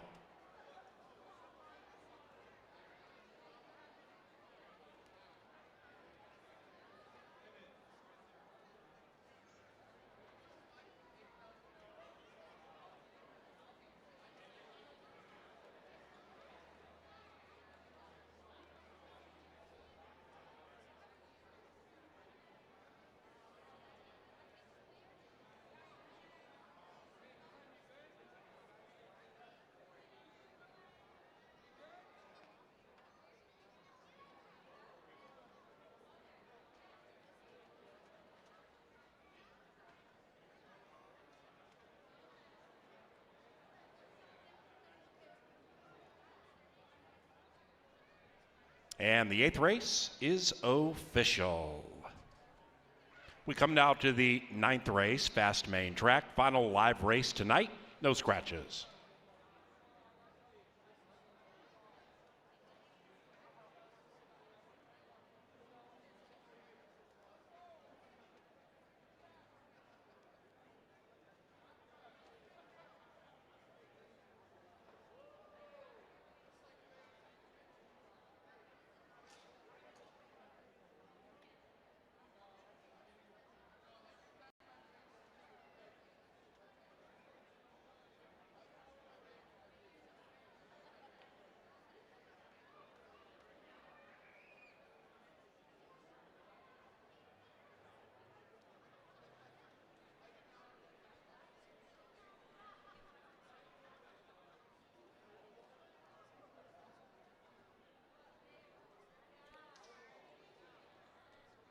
Into the winner's circle, Canyon Streak, ridden by Constantino Roman and family.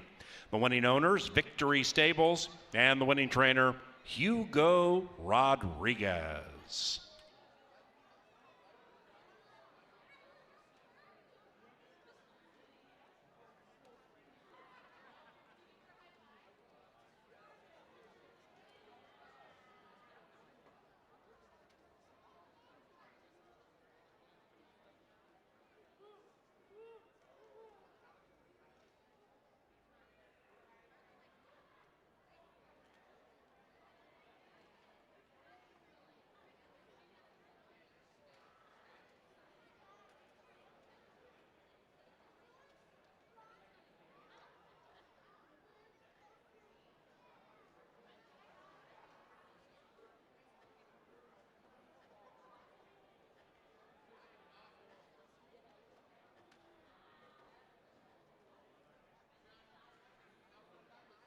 And they're racing.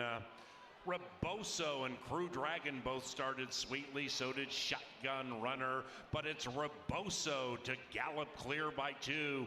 Reboso leads it into the first turn, and Crew Dragon tries to creep up to the inside. It was in tightly. Right behind them, Canyon Streak, about 2.5, 3 lengths out of it to the inside of Rowan August. After that, 2, 3 back to Brit Blitz, and the one in last is Score McCoy. 12 lengths from front to back as they head up the Canterbury Park barn side. Reboso with wire to wire on his mind. Reboso from Shotgun Runner to the outside and Crew Dragon to the inside. Then it's Rowan August rowing along about 4 lengths out of it, 1.5 clear from Canyon Streak. Then a big gap back to Brit Blitz, second last, and Score McCoy still double digits from the lead. Shotgun Runner makes a move on Reboso, so does Crew Dragon cutting to the inside. After that, Rowan August 7 lengths out of it, needing to give more. Behind that one, Canyon Streak. Brit Blitz 9 out of it. Score McCoy way out of it. Now they come to the top of the stretch. Reboso's all done. Shotgun Runner trying to run by Crew Dragon, who's pesky. Outside, Reboso attempting to re-engage. Farther out is Canyon Streak. Then on the inside, Rowan August, Shotgun Runner. Crew Dragon fights back diligently. Here comes Canyon Streak. There goes Canyon Streak. Right to the winner's circle with a burst.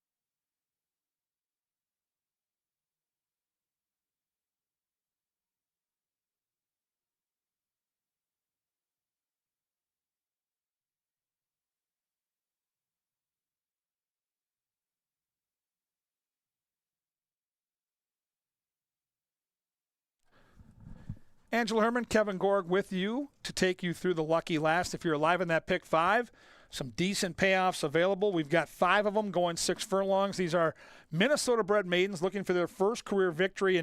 And you and I have talked about this off the microphone many times. Horses debuting from the inside post at a sprint distance, it makes me queasy. I don't know how the owners feel, the trainer or the jockey, but it's a big assignment. And the workouts are pretty good, including the middle workout, 47 and change breezing, but the inside post, tricky, right? Yeah, I'm going to guess that they weren't thrilled when they drew the rail for him, or her, that is. And Coco Knight looks a little bit tough to handle down in the walking ring. Fired up down there. Yes, she is dragging her handler around the paddock. I just thought maybe this one would want a little bit longer race and maybe a race on the turf. That's kind of where the family indicates that they thrive. But there are some fast works leading into this, and you're getting 5-1 as opposed to 6-1. You know, Paris is probably going to get her out of the gate quick and go for it, but that might be the same story for Eddie Gallardo and One More Rose right next door.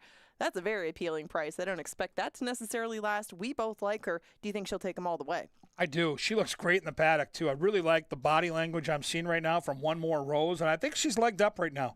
She had a nice layoff. She raced last in October, came back, got a start at Will Rogers, ran a good second, and then last time out against much tougher competition, showed some speed, Ange, and then faded. But the form is kind of muddied up off that last place finish. I think she's in a great spot. Yeah, she chased hard in second to the turn. I mean, she kind of got swamped on all sides. Everybody did by the end of that, but she really ran a bang-up race prior to that down at Will Rogers.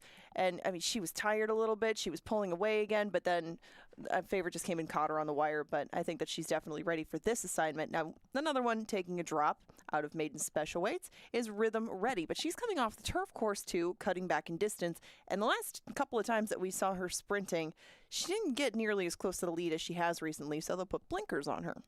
Yeah, the old crafty Cajun, right? Gary Shearer, that's what Jeff calls him. He's a terrific trainer, and when he makes an equipment change, I pay attention. Gary is an outstanding horseman, and I like what this horse showed last time, going longer, and I think it makes a ton of sense to put the blinkers on. She flashed a little speed on the turf in a route race. I call a 7.5 furlong race a route race.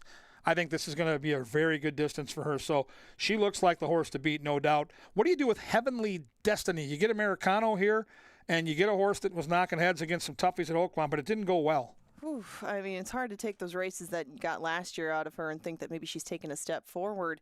Just the way that things went for her, like you mentioned, down at Oaklawn. I mean, there's a couple of times where she really didn't finish up with any energy. But Heavenly Destiny did show a little bit more speed, I guess, in that middle go, but when she was up here at the maiden special weight level last year, she wasn't able to keep up late. So Heavenly Destiny needs to show that she's taken a step forward, more so than she showed down in Arkansas, but there has been some rest since February, so it's possible that maybe some of those things have sorted themselves out.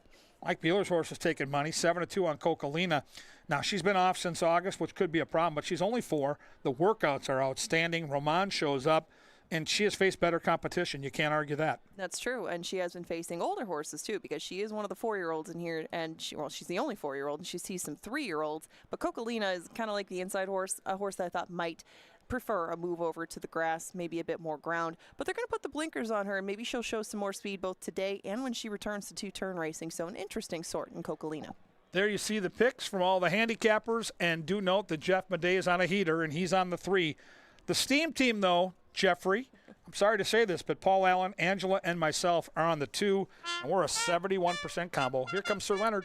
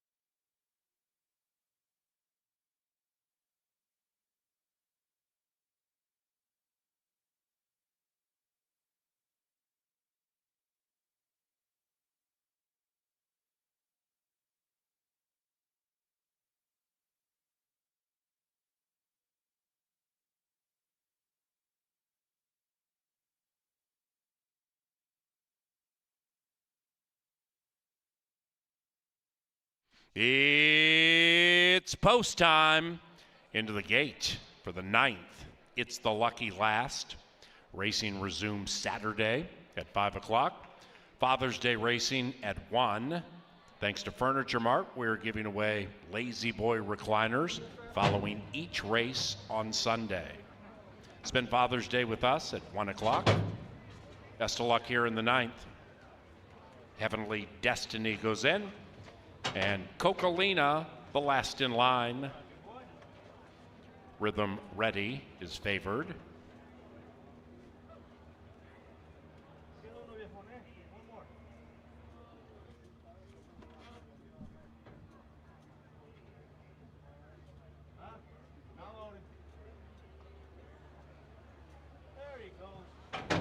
Cocolina goes in. Here they come.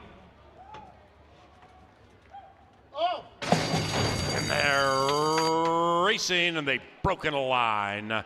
Cocolina on the wide side won the start, but now the lead goes to 1 more rows for a second. Rhythm Ready to grab the lead from the 3 spot, and Coco Knight sneaks through coyly to the inside. Those 3 line up with a half mile to go. Right behind them, Heavenly Destiny. Cocolina outbroke the field, but now is last and 6 lengths from the lead. And the quintet zings into the far turn, and Rhythm Ready is threatening to run away from them. Rhythm Ready puts a length and a half lead on Heavenly Destiny, who takes up the running nicely. After that, 1 more rows. Coco Knight has dropped out of it and has been passed by Cocolina. They have a 1/4 of a mile to go, and Heavenly Destiny jumps Rhythm Ready. Heavenly Destiny to the outside of Rhythm Ready, and they charge down the Canterbury Park stretch. It is Heavenly Destiny. Rhythm Ready right back at that one with 1:25 to go.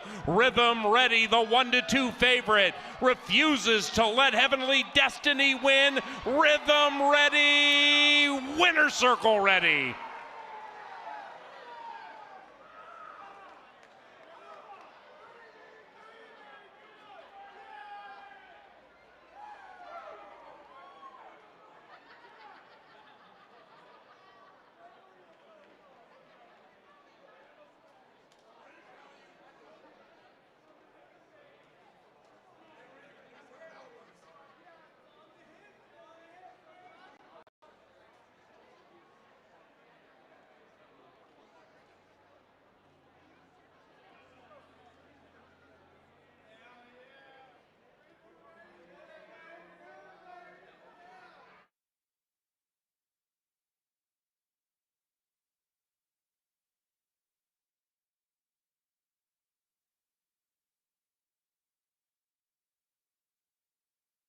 Photo finish.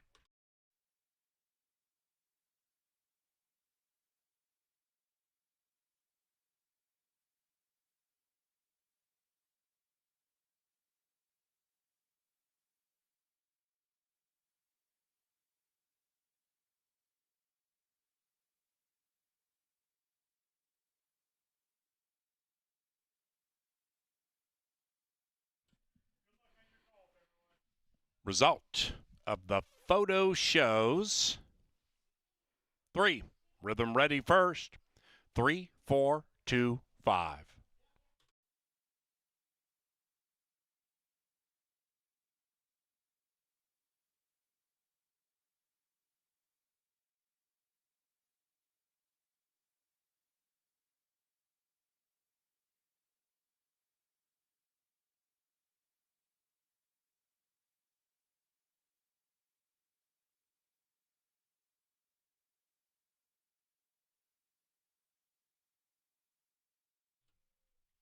And Thursday is official.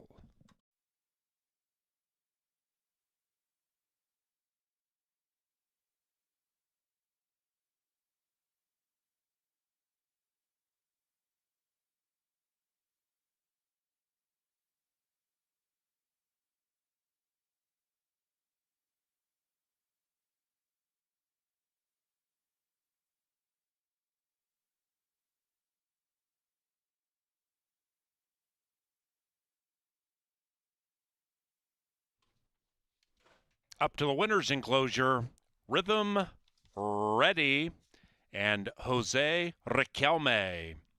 The winning trainer, Gary Shear. And the winning owners, Kindred Stables. Rhythm Ready is a 3-year-old brown filly by Run Happy out of Ready to Rip, bred in Minnesota by the winning owners. Thank you for joining us tonight at Canterbury Park. If you're leaving the track, please drive safely.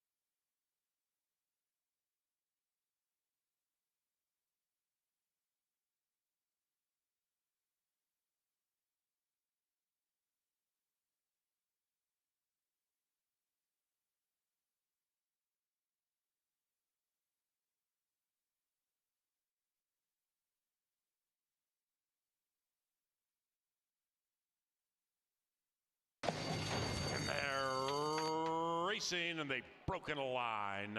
Cocalina on the wide side won the start, but now the lead goes to one more rose for a second. Rhythm Ready to grab the lead from the 3 spot, and Coco Knight sneaks through coyly to the inside. Those 3 line up with a half mile to go. Right behind them, Heavenly Destiny. Cocalina outbroke the field, but now is last and 6 lengths from the lead. And the quintet zings into the far turn, and Rhythm Ready is threatening to run away from them. Rhythm Ready puts a length and a half lead on Heavenly Destiny, who takes up the running nicely. After that, one more rose. Coco Knight has dropped out of it and has been passed by Cocalina. They have a quarter of a mile to go, and Heavenly Destiny jumps Rhythm Ready. Heavenly Destiny to the outside of Rhythm Ready, and they charge down the Canterbury Park stretch. It is Heavenly Destiny, Rhythm Ready right back at that one with 125 to go. Rhythm Ready, the 1-2 favorite, refuses to let Heavenly Destiny win. Rhythm Ready, winner circle ready.